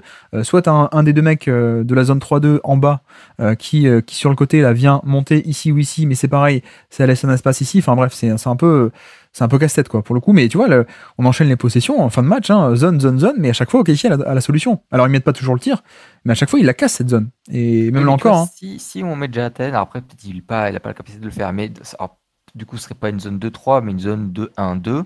Où il est plus au niveau de la ligne des lancers francs. Je suis pas sûr de moi, hein, mais je me demande à quel point ça aurait pu être. Il aurait pu retrouver ce rôle de bouche-trou ultime. Après, c'est dur, hein, ce rôle-là de central. Hein, c'est vraiment la galère. J'aurais un peu envie aussi de critiquer justement les intérieurs de côté. En fait, qui sont aussi ceux qui peuvent vraiment, dans les compensations, sans être aussi important que le central, ils sont censés faire un gros boulot sur ça. Et j'ai l'impression que là, c'est pas forcément eux qui font le colmatage en attendant que tout se reconstruise, quoi. Ouais, mais regarde, tu vois, là, par exemple, si on a un Max Strus qui vient depuis le corner, qui monte un peu sur l'aile pour annuler le surnombre, bah, t'as le corner qui est largement ouvert, quoi. Alors après, c'est toujours plus facile à dire. Ah oui, bien sûr. C'est un peu l'idée. Bref, donc on enchaîne, on est vraiment en toute fin de match là, donc encore une fois OKC qui trouve la solution. Ils vont pas mettre le tir, encore une fois, hop, Hartenstein en plein milieu, ça enchaîne dans le flow. Ils vont arriver à libérer un tir au panier avec SGA, voilà, ici même. Et encore un rebond clutch de la part de Evan Mobley, regardez, puisque en plus il vient aider au panier, il vient faire la rotation, il est un peu en retard. Donc pour le coup, on a 2 qui sautent sur l'action de SGA et Hartenstein totalement libre, il va prendre le rebond, il est seul et en retombant, regardez où est Mobley, il est en train de retomber. Il va juste étendre son bras, juste pour hop le petit poke ici même pour empêcher en fait une position clé. Hein. C'est donc deuxième rebond complètement clutch et complètement capital et qu'on voit peut-être pas à vitesse réelle en match.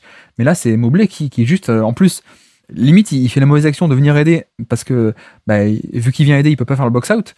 Mais en plus il est en train de retomber là. Franchement c'est assez dingue ce rebond, ce deuxième rebond. Et puis vous allez voir qu'il va y en avoir un troisième en plus s'il est bien coupé. Voilà ici même. Encore une fois, hein, la zone 2-3, toujours pareil. Hop, SGA qui va essayer de créer un truc. Rebond, non pardon, un shoot lointain. Et là encore, ici même, Evan Mobley qui va empêcher que OKC ait une possession de plus. Bref, rebond clutch. Donc voici un peu pour ce côté du terrain, mais bon, au final, ils perdent le match, hein, comme dit, mais ils sont quand même pas si loin que ça. Après, c'est quand même intéressant, c'est de l'autre côté.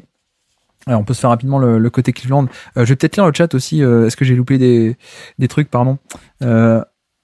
Tu me dis, hein, sinon ouais, après c'était ça dépendait de l'action. Il y avait Feli Morphis qui disait qu'à un moment donné, Hartenstein était laissé libre dès le début de l'action, mais ça dépendait de quelle image on était. Et je sais plus où on était.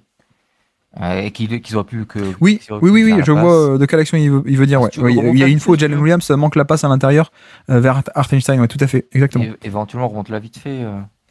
Si c'est pas trop dur à trouver, évidemment. Si c'est pas trop dur. Si c'est pas trop dur. Évidemment, si c'est pas trop dur. Mais effectivement, je vois de quoi tu veux parler. Sinon, de l'autre côté, de l'autre côté, ce qui était intéressant, c'est que en défense, OKC fait des edges, c'est-à-dire qu'on fait monter le pivot, donc Hartenstein assez haut, donc au niveau de l'écran pour essayer un peu de contenir. Donc plutôt que de rester très bas, comme on appellerait en drop, ou de monter encore plus haut sur un hard edge ou une prise à deux, une trappe. En fait, il vient au niveau de l'écran, grosso modo. Et donc vous allez voir quel est le premier système du match, totalement calculé. Kenny Atkinson, il a fait ses devoirs. C'est un peu une dive action, donc dive DIVE. Littéralement plongé, parce qu'en fait on a ce truc où Dean Wade pose un premier écran mais ensuite il vient plonger, vous allez voir pourquoi, il plonge, il essaie d'aspirer, pourquoi, parce qu'ensuite quand on enchaîne sur le deuxième pick and roll, hop, 2 contre 1 sur le ballon, un peu sur le edge ici même, la passe de Garland, et qu'est-ce que fait le cut, en fait il vient totalement poser un dilemme à qui est censé être le lowman, qui est censé être l'homme qui aide au panier, c'est Wallace, mais qu'est-ce que je fais la question de Wallace, est-ce que je suis le shooter ou est-ce que je reste ici parce qu'il y a Jarrett Allen qui déboule, et donc premier système parfait avec un shooter à 3 points qui fait ce cut, voilà, tout ceci est scripté, hein, surtout le premier système du match, c'est Kenny Atkinson qui est génial. Encore une fois, les Cavs, oui pardon, je précise que je montre des images de comment est-ce qu'ils ont fait pour battre le edge, hein, évidemment. Donc là, une action pareille, Mitchell et Garland, hop, sur le côté, on passe par-dessus, et là encore, vous voyez que LTA vient aider, mais on est prêt avec Jarrett Allen, la passe en short roll qui passe par-dessus, donc on sait que l'aide vient aider depuis la ligne de fond, un troisième homme, on peut dire, et donc on est prêt, et derrière son attaquant cut dans le dos, c'est un peu l'idée. Là encore, un système pareil, assez classique, hein, juste pick and roll ici même, ça vient faire un edge, et qu'est-ce qu'on fait? Côté faible, un exit screen, plutôt un flare screen, on peut dire, pardon, avec Dean Wade qui vient bloquer. Pourquoi? Parce qu'on sait que OKC va amener SGA comme ça, de manière assez agressive pour protéger le pick and roll. On reste pas en 2 contre 2 ici, il y a un troisième qui vient, et donc ça fait un sous-nombre ici côté faible pour OKC, et donc un écran sur Lou Dort et Max Strus totalement libre. Voilà, les très bons systèmes de la part de Kenny Atkinson pour battre le edge. Vous avez vu que on a quand même 2-3 trucs assez intéressants. Là pareil, même exemple. Intervention de Titi Carlito qui dit ça a été fait plusieurs fois ce système, ouais. Et même sans faire la passe à Allen, pouvait scorer sur Wallace qui est beaucoup plus petit. Tout à fait.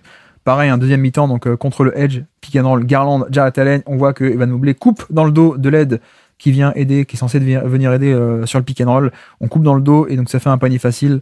Bref, encore une fois, Garland cette fois. Ah oui, qu'est-ce qui est intéressant ici, c'est que on fait aussi le contre-move qu'on a vu tout à l'heure, c'est-à-dire que quand le edge vient, donc le edge, on monte au niveau de l'écran, cette fois Jarrett Allen il pose pas l'écran, en fait juste hop je glisse vite dans le dos, et comme ça je m'écarte le plus vite possible, et ça fait comme ça, ça crée ce 2 contre 1 très haut, et Jarrett Allen qui vient très vite offrir une option de passe, et donc extra passe, bon c'est un peu manqué, mais derrière on se retrouve avec un 3 points de Dean Wade. Donc voilà, plein de petits trucs et astuces. Donc là en l'occurrence c'était l'écran glissé, et on voit aussi le côté rebond offensif, hein, je peux montrer les stats assez rapidement, mais on est quasiment à 40% de pourcentage de rebond offensif sur ce match là pour les Cavs, c'est énorme, vraiment énorme, et on va voir qu'en plus sur la fin de match ça les a pas mal pénalisés aussi, alors que là c'est pareil, hop, un écran glissé, cette fois de la part de Evan Mobley, vous avez vu, hein, ici même il vient très vite dans le dos de la défense, et comme ça, extra passe, un 3 points, Max Strus qui le met. Voilà, le côté la défense de OKC fait des edge, cette fois ils étaient prêts. Et c'est vrai qu'un des points de bascule aussi, c'était qu'est-ce qu'on met en backup pivot, qu'est-ce qu'on va utiliser en backup pivot.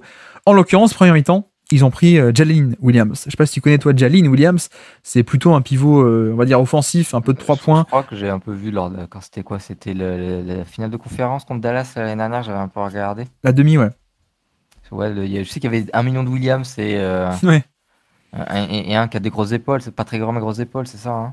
C'est un pivot passeur qui a un peu de shoot, un peu spacing, mais qui est pas bon défenseur. Et en fait, dès qu'il est rentré, il se fait cibler. Là, on voit, je vous laisse dérouler plusieurs.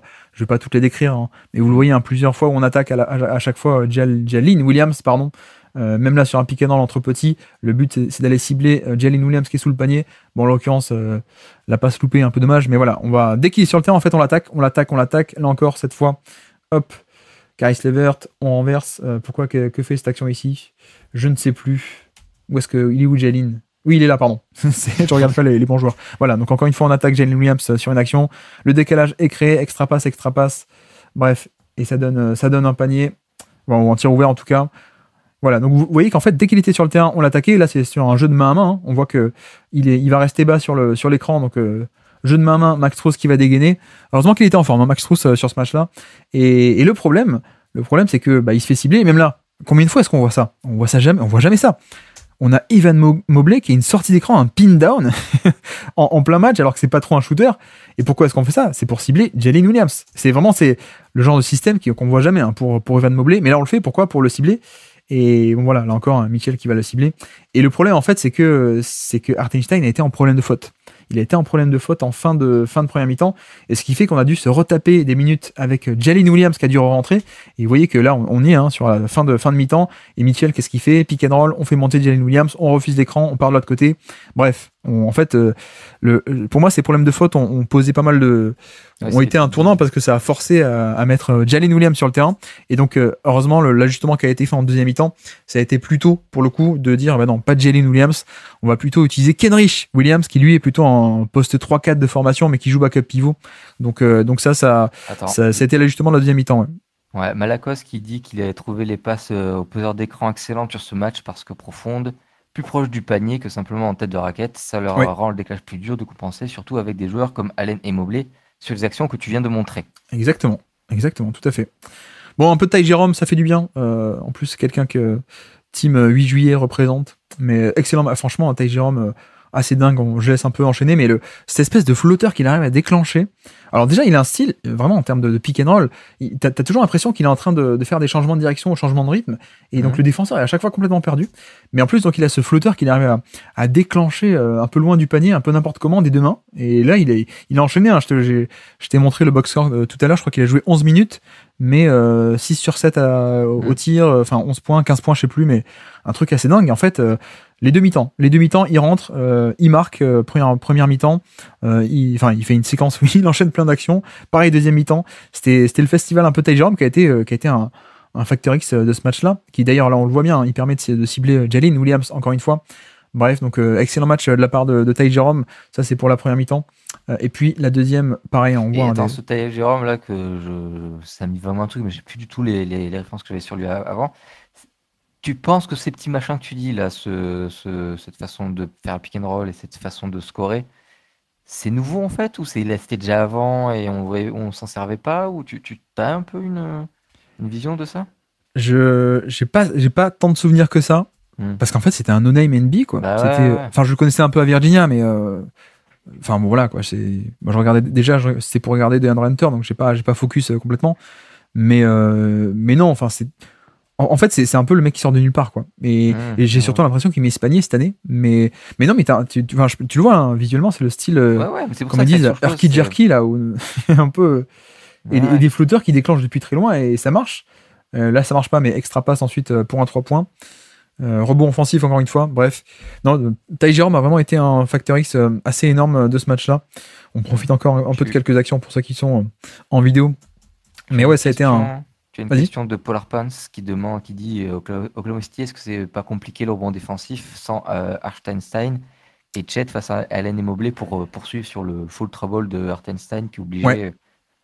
Bah clairement. On va le voir tout à l'heure, là, on y arrive sur la fin de match. Ils se sont fait dézinguer, mais parce que en plus Hartenstein était loin du panier. Mais oui, pour moi, c'est aussi une des raisons pour laquelle ils sont allés chercher Hartenstein. C'est parce que l'équipe avec Chet était très bonne, hein, évidemment, déjà élite l'an passé, mais leur défaut c'était un peu le rebond défensif, et je pense que Hartenstein peut carrément aider à ça.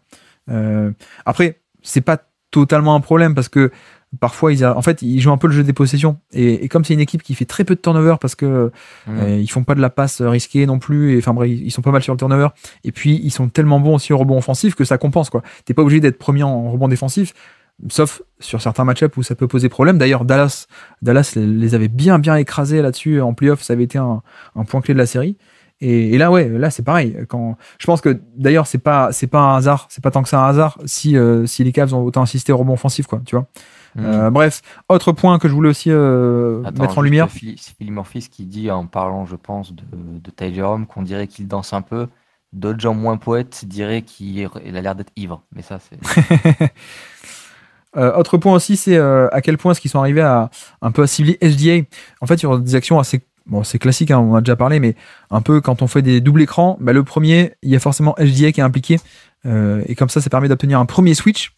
Et comme ça, quand on enchaîne sur le vrai pick and roll, le défenseur du premier rideau, c'est pas Kesnovalas qui est très bon, c'est SGA. Et donc ça permet un peu de, voilà, on fait un premier switch, ensuite on fait la vraie action, et évidemment c'est quand même plus facile de faire un pick and roll avec un premier rideau qui est plus fragile. Voilà, mais ça c'est un classique, hein, beaucoup d'équipes le font, mais les Cavs ont quand même beaucoup déroulé sur ce genre d'action exprès. Là, vous voyez exactement, c'est exactement ça. Hop, on amène HDA sur l'action, Garland qui va cibler, piquer dans l'entre petit, HDA qui arrive pas à contenir, donc on va aller jusqu'au panier. Garland, hop, le petit flotteur dans la raquette. Voilà, il y avait aussi cet effort-là qui a été fait tactiquement de la part de Kenny Atkinson, d'essayer évidemment d'impliquer le plus possible le défenseur qui est moins bon. Et d'ailleurs, vous voyez aussi pourquoi est-ce qu'on switch? Parce que vous pouvez dire, sur la première action que je montre, effectivement, il y a 2 écrans. Pourquoi est-ce que HDA switch? Vu qu'on ne veut pas qu'ils soient impliqués sur le deuxième écran. Pourquoi est-ce qu'il y a ce switch un peu automatique de c'est trop facile? Regardez pourquoi. Ensuite, il y a 2 actions où ça ne switche pas automatiquement. Vous allez voir, donc piqué dans entre petits. HDA qui ne switche pas, il va rester là, 2 contre 1 sur Garland. Et donc, que fait Dean Wade, qui est le poseur d'écran? Il s'écarte et pick and pop. Voilà. Voilà pourquoi on se retrouve aussi avec pas mal de ces cas de figure où nous, en tant que spectateurs, on se dit mais mince, pourquoi il switch? Il bataille pas tant que ça, on pourrait batailler un peu plus. Mais en fait, parce que tu te fais punir, en fait, à ce niveau-là, surtout à ce niveau-là des équipes d'élite. Et la moindre petite erreur, tu switches pas, tu veux pas switcher, ok, pas de problème. Mais si tu switches pas, ça veut dire tu mets 2 contre 1 sur le ballon. Moi, je m'écarte, petit pick and pop. Et je crois qu'il y a une autre action en plus juste après qui a été un peu pareil. Et si je dis pas de bêtises, c'est là voilà, que le combo intelligence de jeu et polyvalence sera capable de faire un peu de tout à tous les postes intérieurs et arrière a pris de l'importance. Alors c'était le cas quand je suis un peu, je devine que ça s'est poursuivi, mais c'est en fait pouvoir tout faire et en lisant le jeu pour pouvoir avoir toutes les solutions, parce que comme toute action a une contre-action, c'est ça, ouais. Contre-action, un counter-move, quoi. C'est toujours un peu ce jeu de tu me fais cette réponse, je te fais celle-ci, tu me fais ce contre-argument, je te fais cet autre-là encore. Et ça, pour le faire, faut de la polyvalence. On parlait, je sais plus qui disait, parler un peu plus haut dans le chat des intérieurs qui ont un QI basket et du passing, à quel point c'est important. Je pense, j'ai l'impression, moi, ça fait quelques temps déjà que c'est une tendance NBA qui ne cesse de se poursuivre. Je sais pas si ça a continué, mais ça voit. Et c'est là, tu viens d'illustrer exactement le pourquoi de toute cette recherche de polyvalence et d'intelligence, parce que c'est juste pour pouvoir trouver à chaque fois la bonne action face à ce que propose la défense, quoi. Bah ouais, surtout à ce niveau-là, pour le coup, parce que tu vois, une première fois, HDA qui switch pas, ça fait pick and pop. Et pareil, hein, Mitchell ici, c'est pas HDA, c'est Isaiah Joe qui hésite un peu, qui veut faire un hard edge. Et donc, que fait Dean Wade? Si tu hard edge d'un côté, moi je m'écarte de l'autre. Hop, le décalage est créé, extra passe, on va au panier et ça se finit en lay-up pour Jarrett Allen, quoi. Et tout ça part du fait que, quand vous râlez parfois devant l'écran, mais mince, pourquoi est-ce qu'il switch automatiquement? C'est nul. C'est pour ça. Parce que si tu switches pas, il y a en fait, toute pose d'écran, je sais plus qui c'est qui disait ça. Pas genre un consultant, mais un coach. En fait, un écran, c'est une problématique que tu poses à la défense. Et en fait, il n'y a pas de bonne solution. Parce que chaque choix a son avantage, mais aussi son inconvénient. Donc, par exemple, le switch, ensuite, si tu switches automatiquement, tu concèdes un mismatch, forcément. Et si tu switches pas, tu concèdes un décalage, dans un sens ou dans l'autre. Mais voilà, là encore, on attaque les petits, ça switch pas bien, et Mitchell qui attaque et ça fait un drive kick.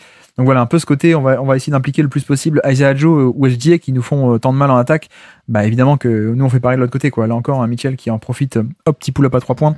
Donc ça, c'était aussi un aspect très bien. D'ailleurs, oui, juste pour petite illustration de ce dont on parlait, c'est-à-dire beaucoup de pick and roll avec le duo Jarrett Allen et Evan Mobley. Par contre, pour ce qui est Garland et Jarrett Allen, voilà, le pick and roll 1-5 plus classique, des pick and roll en tout cas. Et par contre, Mitchell et Mobley, c'est plutôt de la zoom action. Vous voyez on le voit ici, donc zoom action, c'est-à-dire un écran plus un dribble and off et en gros une course qui vient prendre la balle, un jeu de main à main.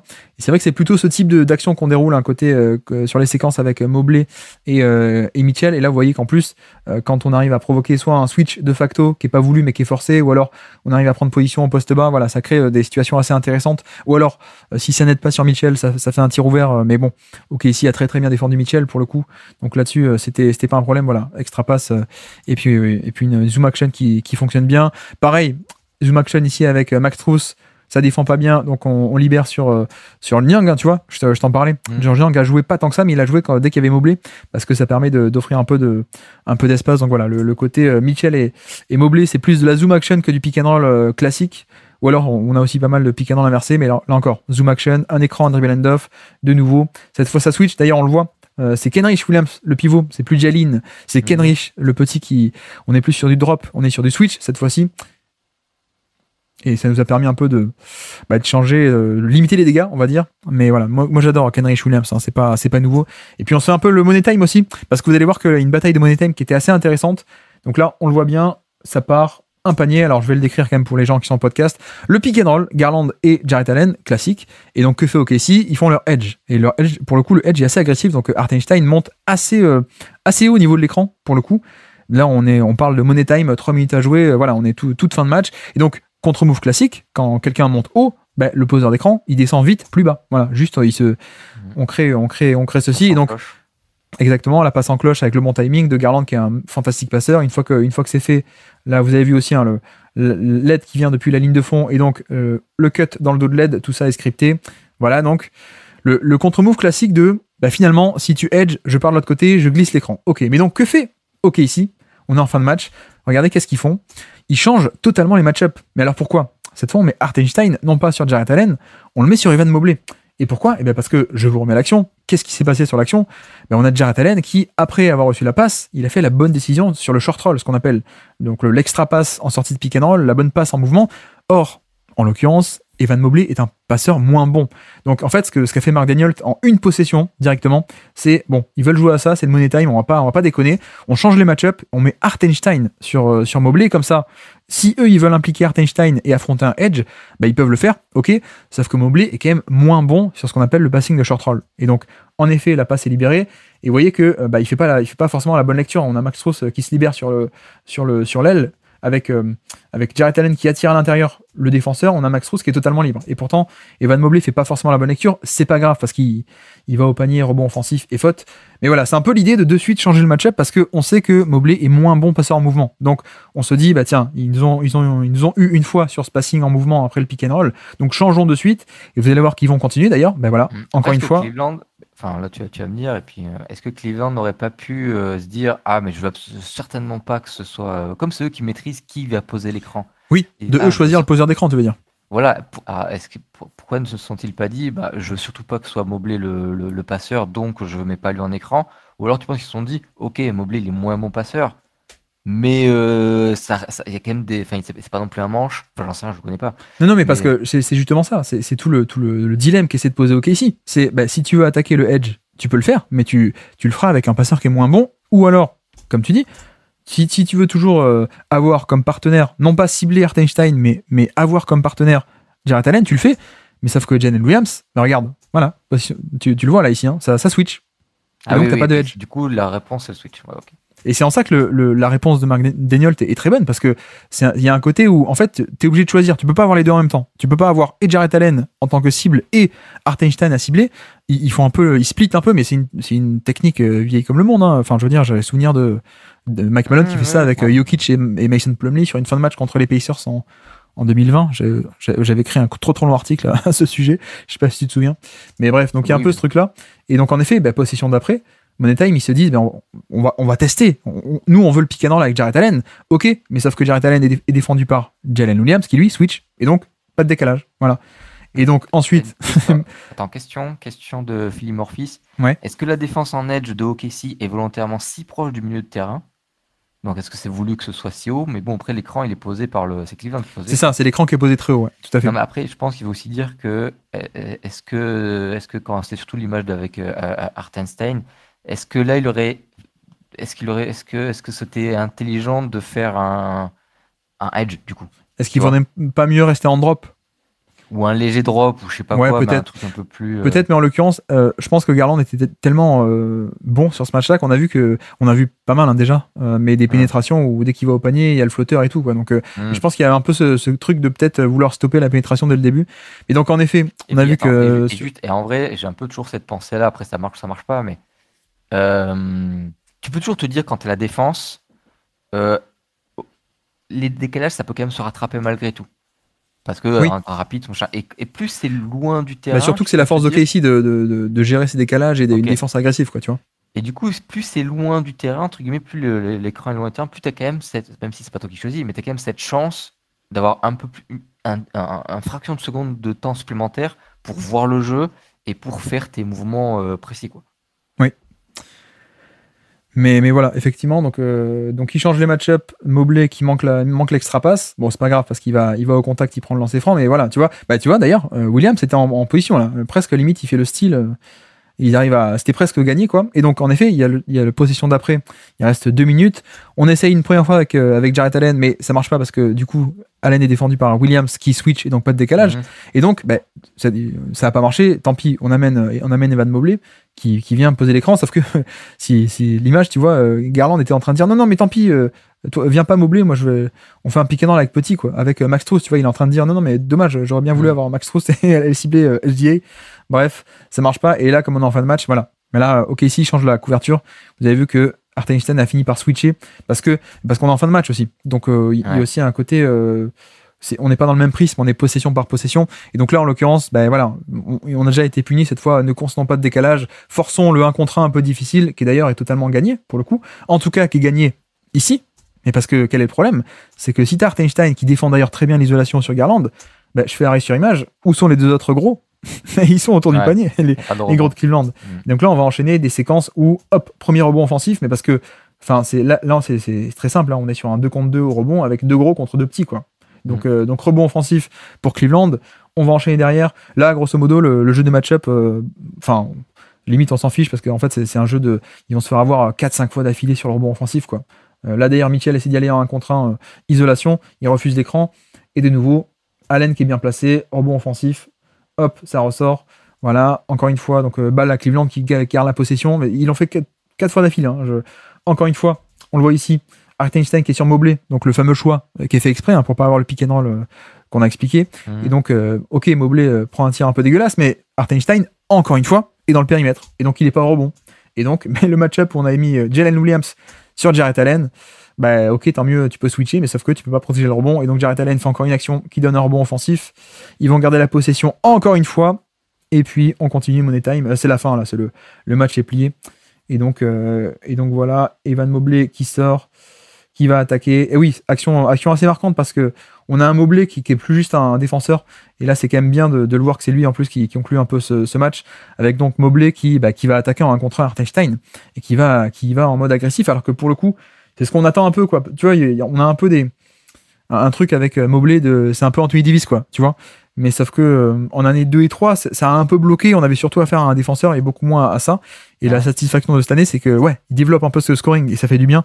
Donc magnifique action très symbolique de Mobley ici. Et puis encore plus symbolique après Mobley, c'est Garland qui a été fantastique sur ce match-là, qui vient totalement griller toute la possession. Il garde la balle, il grille les 24 secondes. Donc magnifique pour le match. Et puis en plus, il va au panier. Le petit lay-up et ça conclut. Donc voilà, Money Time qui a été parfaitement géré avec OKC qui essaie de changer les match-ups, sauf que c'est à la conséquence qu'on ne veut pas, c'est-à-dire le rebond. Et ils se sont martelés 3-4 fois d'affilée sur le rebond offensif. Bref, voilà un peu pour mes notes. Mais je crois que j'ai à peu près tout dit. Alors ces équipes-là si elles se rencontrent en playoff, ça sera en finale. Malheureusement, heureusement, j'en sais rien. Mais tu vois, tu parlais des rebonds offensifs, mais tu sais, on a souvent eu cette conversation que le rebond, ça peut être aussi très collectif. Et en vrai, sur une série de plusieurs matchs, je me demande à quel point aussi fort soit les Cleveland sur ce côté-là. Mais quand tu regardais, tu pouvais voir qu'il y avait aussi des petites erreurs de box-out. C'est normal aussi parce que c'était des arrières, des trucs comme ça. C'est ce que tu disais. Ouais. Mais tu peux quand même un peu maximiser ça avec être un peu plus proactif sur le positionnement, sur le suivi des joueurs près du panier en disant, et ça, sur un match de sang régulier, effectivement, c'est pas ça que tu travailles en priorité.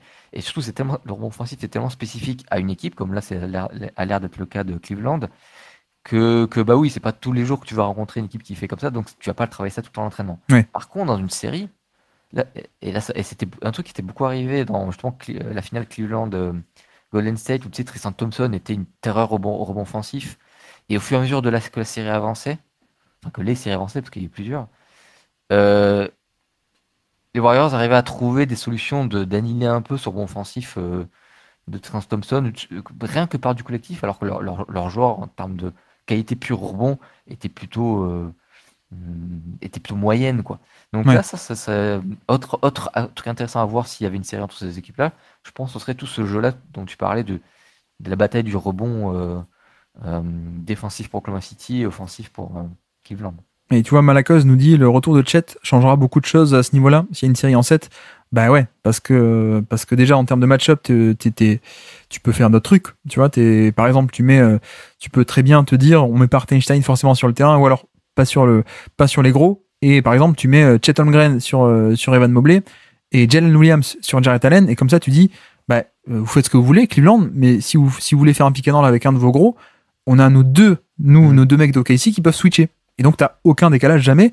Et même, tu peux même te dire, bah, tu mets Hartenstein sur un plus petit et qui va rôder autour du panier. Et donc, t'aurais un peu ce truc on peut switcher dans le périmètre. Et en plus, on a Hartenstein qui va aider au rebond, quoi. Donc, en effet, le retour de Chet pourra apporter énormément de choses en termes de match-up, en termes de rebond, et même si lui n'est pas un bon rebondeur, tu vois, ce simple fait de pouvoir se dire, bah tiens, dans le périmètre, on va avoir Chet qui switch et comme ça, on a Hartenstein proche du panier.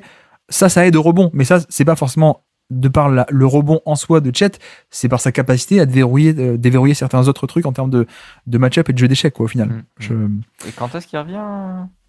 Ça ne devrait pas tarder. Il s'est blessé, il a fait une mauvaise chute au dos. Il a manqué 2 mois déjà, mais il devrait revenir d'ici 2-3 semaines, je crois. Mais d'ailleurs, je crois qu'il y a le rematch dans 1 semaine, si je dis pas de bêtises. Ça devrait être intéressant, même si je prédis un peu le pchit. Je pense que ça va faire... En termes de probabilité, on a eu un bon match. Je pense qu'on en aura un moins bon. Ouais, et puis tu sais, des fois, je sais pas à quel point c'est vrai ça, mais ce truc-là des équipes qui veulent pas tout le temps. Là t'as l'impression que les deux équipes, elles jouent à fond pour se jauger un peu. Moi, je crois deviner que ce sont deux équipes où ça fait peu de temps qu'elles sont fortes et que du coup, elles sont pas encore tout à fait testées. Je pense surtout à Cleveland, qui je crois que c'est que cette année, que c'est vraiment, vraiment, vraiment fort. Ils sont pris des gamelles en playoff depuis un an, 2 ans, je crois. Ouais, non, enfin, l'an dernier, il s'était blessé, c'est pas pareil. Mais non, oui, ils ont pas prouvé en playoff, entre guillemets, quoi. Ouais. Ouais, enfin, c'est surtout que là, ils ont joué sérieusement, mais que peut-être le match d'après, ils vont dire, bon, on va peut-être pas dévoiler toutes nos cartes, toutes nos tactiques, tous nos trucs, si jamais on se retrouve plus tard, ou juste si d'autres équipes veulent prendre des leçons, quoi, de ce qui se passe, quoi. Juste petit truc, OKC, tu vois, d'habitude est pas mal pour défendre le panier. Alors ils sont pas élites, hein, mais ils sont quand même pas mal. Un des points clés, ça a été que Cleveland s'est fait plaisir au panier, quoi. En termes de fréquence de tir au panier, ils sont allés beaucoup, ils ont réussi à obtenir beaucoup de tirs au panier. En plus des tirs au panier d'ailleurs, beaucoup de lancers francs aussi. Donc ça se rajoute, hein, ça va un peu ensemble. Alors que d'habitude, voilà, t'as ce truc OKC qui a pas de vrais gros. Enfin, il y a Hartenstein, mais ils ont ces schémas de mecs qui viennent depuis le côté faible aider. Donc comme on a vu sur les images, sauf que là, voilà, Kenny Atkinson et les Cavs, ils étaient préparés. Ils savaient qu'il y aurait un edge, ils savaient qu'il y aurait des aides agressives depuis la ligne de fond, donc un troisième homme qui vient. Ben, on était prêts avec des passes en short roll, des écrans glissés, avec un mec qui coupe dans le dos de l'aide et qui va au panier. Voilà, tout ce qu'on a vu un peu en image aujourd'hui, ou que j'ai décrit aussi pour nos chers amis en podcast. Mais voilà, c'est clairement, il y a un côté pour moi plan de jeu qui a été très bon, en plus du côté individualité où Mobley a été bon, Garland a été bon, Mitchell a été pas très bon. Enfin, en tout cas, il met peu de points, mais tu vois, moi, quand j'ai regardé le match, ça m'a pas choqué en mode il est pas bon. C'est juste que voilà, il s'est aussi tapé un peu Lou Dort, qui est le meilleur défenseur et qui a un peu ce pouvoir magique parfois à lui seul annuler un match-up, quoi. Lou Dort, c'est un peu. Du coup, Mitchell a presque fait l'appât au gros défenseur, quoi. Ouais, et puis en plus, tu vois, il a mis 11 points, je crois, un truc comme ça, 3 sur 16. Mais en termes de création, on a vu quelques très très bonnes passes sur des pick and roll, sur des pénétrations où il n'y a pas forcément le 3 points qui rentre à la fin, mais moi ça m'a pas choqué. Je trouve pas je dirais pas qu'il a été bon ou très bon. Il a pas été très bon, mais je l'ai pas trouvé cata en fait. C'est juste que le match s'est fait différemment, quoi. Mais c'est vrai que les séquences Garland ont finalement mieux marché sur ce côté de bataille du pick and roll plus que les séquences Mitchell Mobley en attaque où voilà, les pick and roll entre petits. OKC, ils savent qu'ils vont se faire attaquer là-dessus, ils savent pas mal gérer, voilà. Donc il y a tous ces schémas pour compenser. Donc peut-être pour ça, je ne sais pas. Peut-être c'était un mauvais match, je ne sais pas. Mais voilà pour ce match-là. Est-ce qu'on a des choses à rajouter? Est-ce que j'essaie de vous lire aussi désolé, du coup j'étais un peu aujourd'hui un peu orienté vidéo. J'ai pas trop suivi les commentaires. Les geeks qui détruisent le sport, oui, parce qu'on a montré des stats à l'écran. effectivement. Nico. Il est tard. Est-ce qu'on repose? Est-ce qu'on se ferait pas semaine prochaine ou semaine d'après le truc mystère? Moi, ça m'est égal. C'est comme tu sens. On est déjà à plus d'1h30 et je nous connais. J'ai un peu peur que ça dérape en vrai. C'est juste qu'on est tombé sur un mauvais sort où il y avait 1 heure de gros match à décortiquer. Mais tu sais, c'est pas moi qu'il faut que tu convainques, c'est plutôt le chat. Oui, c'est vrai aussi. Bon, le programme c'était de faire ça, mais en effet. Ouais, j'allais te dire, on peut faire une soirée avec que ça. Après, ça va être un peu lourd peut-être. Oui, non, mais c'était un peu mon plan, mais j'avais pas fait gaffe au planning. Mais il faudrait que je te fasse venir un soir où il n'y a pas forcément de gros matchs, quoi, tu vois. Où juste on peut se faire un peu le décryptage actu. Mais bon, là, il fallait passer un peu de temps sur ce match, qui est, je pense, un des meilleurs matchs de saison. Tu peux pas je crois qu'on peut pas se sub encore à ta chaîne maintenant parce que t'as pas encore l'éligibilité ou je sais pas quoi. Par contre, pour soutenir Guillaume, vous pouvez acheter le livre LeBron James avant LeBron James. Pour soutenir Guillaume, vous pouvez donner de l'argent à Nico. Ça. Mais vous inquiétez pas, après je m'arrange après. Non, je crois qu'à part faire des tweets dans tous les sens, des retweets dans tous les sens, des likes dans les vidéos, des matchs comme ça, c'est un peu le seul moyen de te soutenir là pour l'instant. Oui, pour l'instant, on fait comme ça, il n'y a pas de... un t-shirt avec Déjà, j'ai pas tout compris à Twitch. J'essaie de comprendre. Je trouve que je m'en sors pas mal par rapport à mon niveau de connaissance. Mais ok, donc on se garde ça sous la main. Le petit et la draft mystère, on fera ça un soir où il faudra juste décrypter un Washington-Houston, par exemple. Tu vois. Ah ouais. Si ça te va ou pas. Oh non, moi ça me va. Comme tu dis, j'ai un truc tôt demain matin, donc je vais pas faire ça me va. Et de toute façon, c'est pas perdu. Là, les joueurs, les préparations que j'ai faites sont toujours valables. Et on sera bon pour OK, quoi. Pour la prochaine fois. Et pour compenser, alors toi, t'étais pas au courant. Pour compenser, on va peut-être s'en faire 2 des j'ai joué avec. Parce qu'on finit toujours la quotidienne avec un petit j'ai joué avec. Okay. Parce que tu croyais pas que j'allais pas te faire un quiz, quand même. Ouais, en gros, j'espérais un peu. Mais OK. Donc, tous les soirs, on se fait un j'ai joué avec. Donc, en fait, je vais te donner le top 50 des coéquipiers du joueur mystère. Et je les déroule de 50 à numéro 1. Ouais, je vois. Et tu dois trouver le plus vite possible, évidemment. Ouais, c'est pas mal. C'est pas mal on va voir, peut-être on s'en fera 2 aujourd'hui pour compenser. On est parti. Est-ce qu'on est prêt dans le chat? Attends, il faut que je mette le chat sous les yeux parce qu'en général, ils sont bons. Ils trouvent avant. Mais je le regarde ou pas le chat, moi? Non, essaie de pas le regarder, essaie de pas tricher parce que si. C'est juste la question, est-ce que ils jouent ou pas, quoi? C'est un peu ça la question. Allez, bon, j'ai joué avec. On est parti pour finir cette émission. Numéro 50, coéquipier 50e plus utilisé. En tout cas, c'est Dion Waiters, 62 matchs. Notre joueur mystère a joué 62 matchs avec Dion Waiters. 62 matchs aussi avec Orlando Johnson. Tiens, tu connais ça? Oui, c'est un mec d'Indiana, je crois. Exactement. Shelvin Mack, 48. 47e. Attends, équipe NBA. Enfin, c'est un jeu. Enfin, oui, de toute façon. Coéquipier NBA, ouais. Quand tu dis coéquipier, c'est forcément en NBA. Oui, effectivement. Shelvin Mack est 48. Jerian Grant est 47. Il a joué 62 matchs avec Jerian Grant. Attends, si je te dis, j'ai comme ça à la volée du Jeff Teague, du Al Horford. Non. Joe Johnson. Jimmy Butler, 62 matchs. 46e coéquipier le plus utilisé. 45e, Gerald Green. 44e. Comment? Non, mais vas-y, j'essaie de faire une chronologie dans ma tête. Joachim Noah aussi. Bon, là, il y a 2-3 indices si tu arrives à les lire, quand même. Jody Mix aussi. J'ai déjà oublié les anciens noms, quoi. Non, c'est pas Kevin Love. On a aussi Tony Snell. 65 matchs. Derrick Rose? Non.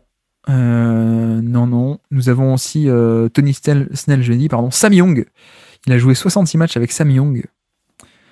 En numéro 40, nous avons Taj Gibson. Bon, Taj Gibson, Joachim Noah, Jimmy Butler, Jerian Grant. Kyle Korver? Il y a peut-être un peu de Chicago. Non, pas Kyle Korver. Il a joué 66 matchs. Indice avec Kwame Brown. Ah, sacré indice. Ouais, à la fin, il a fait plein d'équipes, Kwame Brown, non? Il a joué 66 matchs avec le GM des Warriors qui s'appelle Mike Dunleavy. Ouais, mais tous les mecs de Chicago, là. Alors attention, non, pas Pogazol, pas Lou Holding. Numéro 37, c'est DJ White. Ah, indice. Tu sais que je sais qui c'est, tu sais que je peux te dire la fac de DJ White? Oui, vas-y. Indiana. C'est un Exactement. poste de 4 Exactement. À l'ancienne. Dans quelle équipe il a joué? Par contre, Je crois que c'est Détroit, mais là, je suis plus trop. Je sais, je pense que je me trompe. Attends. Attends pas, fais le jeu tel que tu veux le faire, mais j'avais un nom là. C'est pas grave, vas-y, enchaîne. Je pensais que DJ White, ce serait un indice. DJ White et Kwame Brown, c'est aussi un indice, je pense. Mais ouais, mais là, je vois même plus. Jeff Green. Bon, Jeff Green a joué partout, c'est pas un indice. Mais oui. Stephen Graham est le 35e coéquipier le plus fréquent. Je pense que notre joueur a joué à Memphis, il a joué à Atlanta. 34e, Emeka Okafor. Non. Numéro 33, c'est Sean Livingston. Ça, c'est Atlanta, ça. Non, c'est pas Aaron Brooks, Malakoz. Marvin Williams? Non. Mais pas mal. Russell Westbrook, numéro 32. Il a joué 79 fois avec Westbrook. Je peux donner un indice si tu veux. Ouais, je sais pas, continue. Je crois que c'était à OKC avec Westbrook. On est au combienième là? Numéro 31, c'est David West. Numéro 30, c'est George Hill. Numéro 29, c'est Paul George. Petit indice. Oui, non, mais j'ai l'équipe, t'inquiète pas, je l'ai. J'essaie de remonter un peu le roster, mais qui a fait tout ça là? Ce n'est pas Kirk Heinrich, ce n'est pas Otto Porter Jr. Numéro 28, c'est Mo Bamba. Effectivement. C'est un Mo Bamba. Mais où a joué Mo Bamba? C'est surtout que le joueur que tu dis, tu sens bien qu'il a une longue carrière, quoi. Oui. Mo Bamba, il a joué où? À Orlando. Mais je pense que c'est cette équipe-là. Mais Orlando. je suis pas loin là, j'ai l'impression. 27, Roy Hibbert. 26, Ian Maimni. 25, Lance Stephenson. Bon. Tous les Pacers de l'époque. On a compris. Là. Numéro 24, Desagna Diop. Ouais. Donc, Desagna Diop. Cleveland. Comment? Dallas, Cleveland, mais là c'était il y a tellement longtemps. Aïe, mais c'est pas possible. tu te rétames à Desagna Diop, Kwame Brown, DJ White. Ça te dit rien tout ça? Ça, c'était les Bobcats, ça. Numéro 23, Serge Ibaka. Numéro 22, Jonathan Simmons. Ah, Jonathan Simmons. Mais je crois que c'était son joli contrat. Attends, c'est Folocha? Non. Et Jonathan Simmons, c'était pas aux Spurs, je pense que... Non, c'était à Orlando. C'était avec Mo Bamba, tout ça. Numéro 21, Taylor Hansbrough. Bon. C'est l'Indiana de l'époque, là. Ah, numéro 20, c'est intéressant, ça. Kyle Singler. Oklahoma City. Non, mais j'ai les équipes, Exactement, c'est plutôt la période Oklahoma City. Je crois qu'ils étaient... Je vais pas trop en dire. Numéro 19, Tyrese Thomas. Bon, là, t'as une équipe. Charlotte, il y a très longtemps, là. Numéro 18, Elfrid Payton. Le Orlando de Bamba. Enfin, Numéro 17, Matt Carroll. Les Hornets de... Enfin, wow. les Bobcats. Matt Carroll. Ouais, Matt Carroll. Finesse, ça va tellement m'énerver quand tu vas me dire le nom, je vais dire mais oui, c'est ça. Et que je l'ai pas trouvé parce que j'ai exactement les équipes, mais j'arrive pas à trouver dans les trous, là. Numéro 16, c'est Mario Ezonja. Comment? C'est pas Pachulia? Non. Numéro 16, Mario Ezonia. Numéro 15, Jonathan Isaac. Non, je crois que je l'ai. C'est Didier. Comment ça? Son prénom, c'est Didier. Alors, dis-moi. DJ en américain. DJ quoi? Didier Augustin. Exactement. C'est DJ Augustine. Félicitations. Félicitations, bravo. Eh ben, dis donc, je crois qu'on est rarement allé aussi loin. En même temps, je crois que c'est le joueur le plus dur qu'on a fait deviner pour l'instant. Et donc félicitations à qui c'est qu'il avait trouvé, c'était Malakos, je crois qu'il a trouvé en premier sur le chat. Et Ringo l'avait aussi, je crois. Bravo. Parce que, tu vois, moi Augustine dans ma tête c'est les Bobcats et après je sais qu'il y avait plein d'équipes mais je sais plus du tout où il était. Et je sais plus quel truc m'a mis sur la voie là. Un des derniers noms que t'as dit, je sais plus ce que c'était. Matt Carroll pour les Bobcats, non, peut-être? Non, juste là, à l'instant. Ezonia, Isaac, Kemberch, c'est le fameux Orlando 2019, là, tu sais, qui... Ouais, mais tu vois, je crois que quand t'as des Zonia, je sais pas, à un moment donné, j'ai eu le flash de DJ Augustine, parce que j'ai pu le voir, et là, du coup, tout s'est déroulé. Ah oui, Indiana, ah oui, Oklahoma City. Ouais, Malakos, impressionnant, effectivement, il a eu très tôt. Ouais, à partir de quel nom c'était... Bon, pas au tout début non plus, mais je crois autour des 35... un truc comme ça. Mais ouais, bon alors je me suis permis de prendre un mec un peu vieux pour toi. Hein. Tu vois, je fais pas ce genre de quiz à Baptiste et il sait pas qui c'est quoi, J. Augustine. Non mais en plus c'était marrant parce que t'as vraiment un delta énorme parce que tu parles de Kwame Brown, drafté en 2001. Oui. Kwame Brown. Bah du coup ouais, t'as toujours un éventail énorme quoi entre des joueurs. Et c'est pour ça quand t'as sorti vraiment des gros écarts, je me dis mais c'est qui ce joueur qui a joué 1 million d'années là? Et donc attends, le jeu est pas fini, maintenant il faut deviner le top 10. Qui sont les top 10 coéquipiers qui ont joué avec DJ Augustine. Alors, donc là, je te liste le joueur avec qui je pense. Ouais, le chat aussi, le top 10, comme on fait tous les soirs. Effectivement, Feli Morphis, Nikola Vucevic, le premier coéquipier. Alors, ils sont 3 à égalité. Il y a 3 à égalité. Fournier, bravo, Titi Carlito. Fournier numéro 2, enfin du coup, premier égalité. Vucevic, Fournier, 256. Et Gordon, effectivement, 256 aussi. J'avais pas à l'esprit qu'il avait joué si longtemps à Orlando. Ouais, il a quand même fait pas mal. Hein. Il a quand même fait pas mal à Orlando. Raymond Felton, un truc comme ça, non? Raymond Felton, bravo. Et 10e, tout à fait. Donc Raymond Felton est 10e. Ma période, c'est plus Charlotte pour lui. Hein. Je crois qu'il a fait pas mal de temps à Charlotte, ouais. Bah, tu sais, en milieu de décennie, il a fait un peu. Justement, il a fait un an aux Pacers, ça a pas trop marché. Il a fait un peu de Toronto, il a fait un peu de. Je crois Kyle Singler, parce qu'il était dans le trade avec Kyle Singler, je crois, qui va au OKC, le trade en 2015, là, tu sais. Bah non, justement, je sais pas. Vis moi, Canter, Kyle Singler, etc. Ouais, maintenant que tu dis oui, mais. Gerald Wallace, bravo Bamzerito, Gerald Wallace et il est 8e, Gerald Wallace, en effet, 190 matchs. Gerald Wallace, tout à fait. Jonathan Isaac, non, on l'a cité, il est 15e, il est pas dans le top 10. Biombo Biombo, bravo, voilà. 6e. Bravo, effectivement. Turkoglu, non, il n'y est pas du tout. Et Jedi Padawan, qui a le numéro 4, bravo, puisque c'est Boris Dio, numéro 4. Ah, tiens, je suis vexé, ça y est. Oui, j'osais pas le dire, mais effectivement. Ringo, tout à fait. Terence Ross, numéro 7. Il nous manque le numéro 5. Ah, attends, il y a Bamzerito qui prépare un truc là. Je sais pas ce qu'il va nous dire. Le très grand, le immense. Nazar Mohamed, exactement, bravo. Bah, bravo, je m'attendais pas à ce qu'il sorte, justement. Mais bravo, Nazar Mohamed, numéro 5. Donc je reprends. Vucevic, Fournier, Gordon, 1, 2, 3. Boris Dio, 4. Nazar Mohamed, 5. Bismack Biombo, numéro 6. Terence Ross en 7. Gerald Wallace en 8. Raymond Felton en 10. Il nous manque le 9. Et alors le 9. Le 9. Waouh. Le 9, il a 226 matchs NBA. Walter Herman. Non. Il vient de Kansas State. Je pense que tu l'auras pas. Hein. Moi, je l'aurais jamais eu.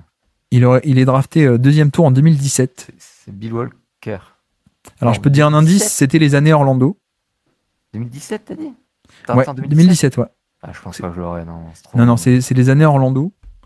C'est un ailier. 2e tour. Wes Inwundu. Exactement.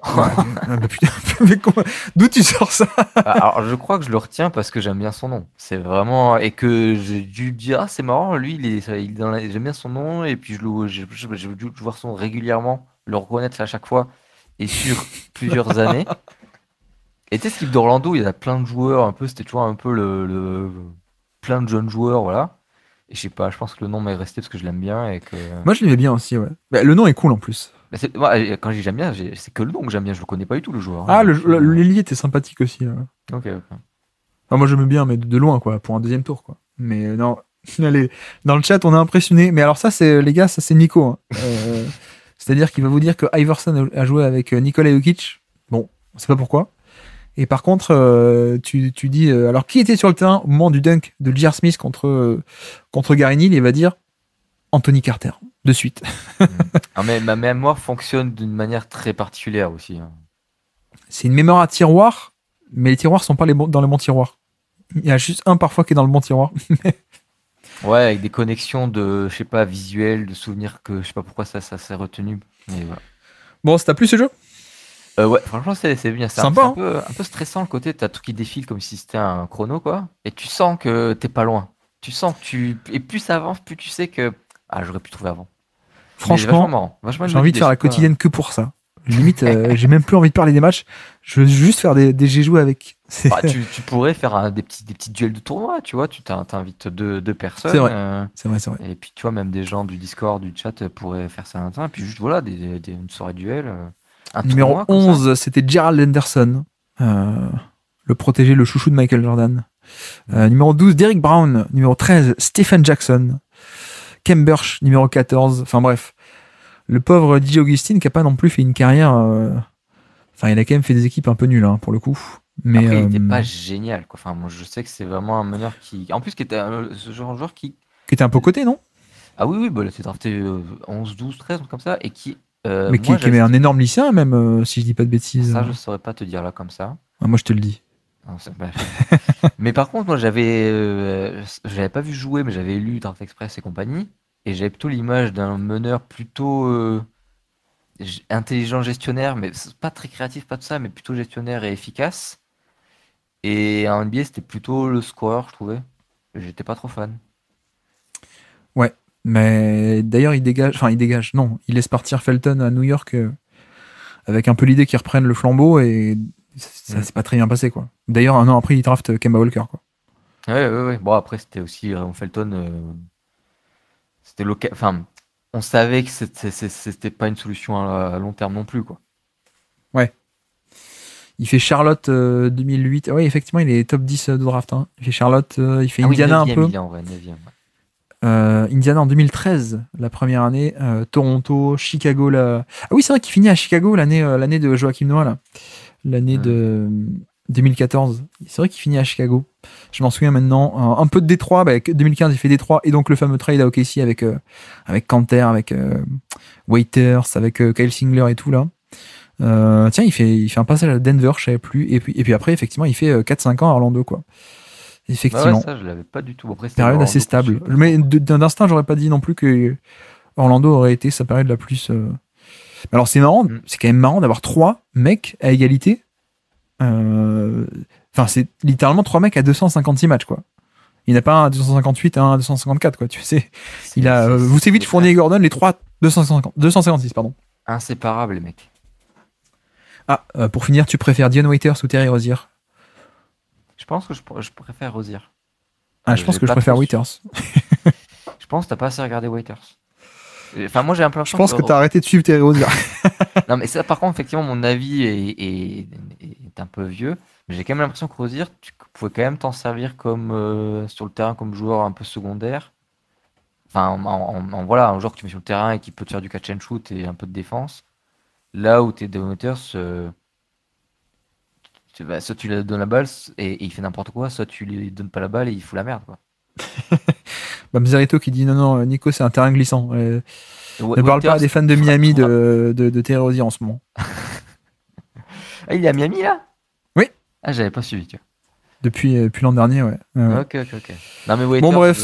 Waiters, quoi, vous pouvez pas. C'est difficile de faire pire. Eh bien, on va un peu se quitter là-dessus, du coup. Enfin, pas un peu, on va complètement se quitter là-dessus, d'ailleurs. Je sais pas pourquoi je dis un peu. De se quitter sur Dion Waiters, c'est Rozier, mais c'est pas grave. Bon, désolé, hein, du coup, pour le rendez-vous manqué, mais ce n'est que partie remise, hein, pour cette draft à l'aveugle qui va être sympa, mais il faut que je m'organise un peu mieux, effectivement, et de le mettre sur un soir où il n'y aura pas une méga affiche. C'est de ma faute. Est-ce que tu acceptes de revenir pour nous faire ça? Bien sûr, sous les applaudissements du chat, évidemment. Bon, bien à demain, alors. Qui est très cool, hein, d'ailleurs, tu as un chat super sympa. Ouais, franchement, c'est si tu les vois, génial. tu leur diras de ma part. J'aimerais bien qu'ils puissent m'entendre, là. J'espère que ça vous aura plu, ce Cleveland OKC. Moi, j'ai passé, après avoir été déprimé tout hier à cause de Jokic qui m'a privé dans Boston Denver. J'étais très très content aujourd'hui. On a senti que tu t'es régalé à analyser les petits machins. Ah ouais, mais c'était génial. Mais je pense que j'ai dit un quart de ce que j'ai noté, quoi. Mais bon, après. Bref, donc merci à tous, c'était très cool. J'espère que ça vous aura plu, ce gros focus sur OKC Cleveland. Bon, vous commencez à connaître, on a déjà fait 4. Vous savez qu'on le fera pas à chaque fois 1 heure de match par soir sur un match, mais on le fera dès qu'il y a des grosses affiches. On a de la chance, au moins il y a des grosses affiches. En tout cas, merci à tous. Merci à tous dans le chat. Merci pour votre participation. Effectivement, c'est très très sympa. Je m'attendais pas, mais merci beaucoup. Merci Nico. Et on se dit à très bientôt, à la fois Nico, à la fois le chat. Bah ouais, à bientôt. Merci à toi, merci à vous tous aussi. C'était effectivement super cool. Donc oui, ce sera un oui pour un retour. I'm back. Partie remise. Merci à tous, ciao. Salut.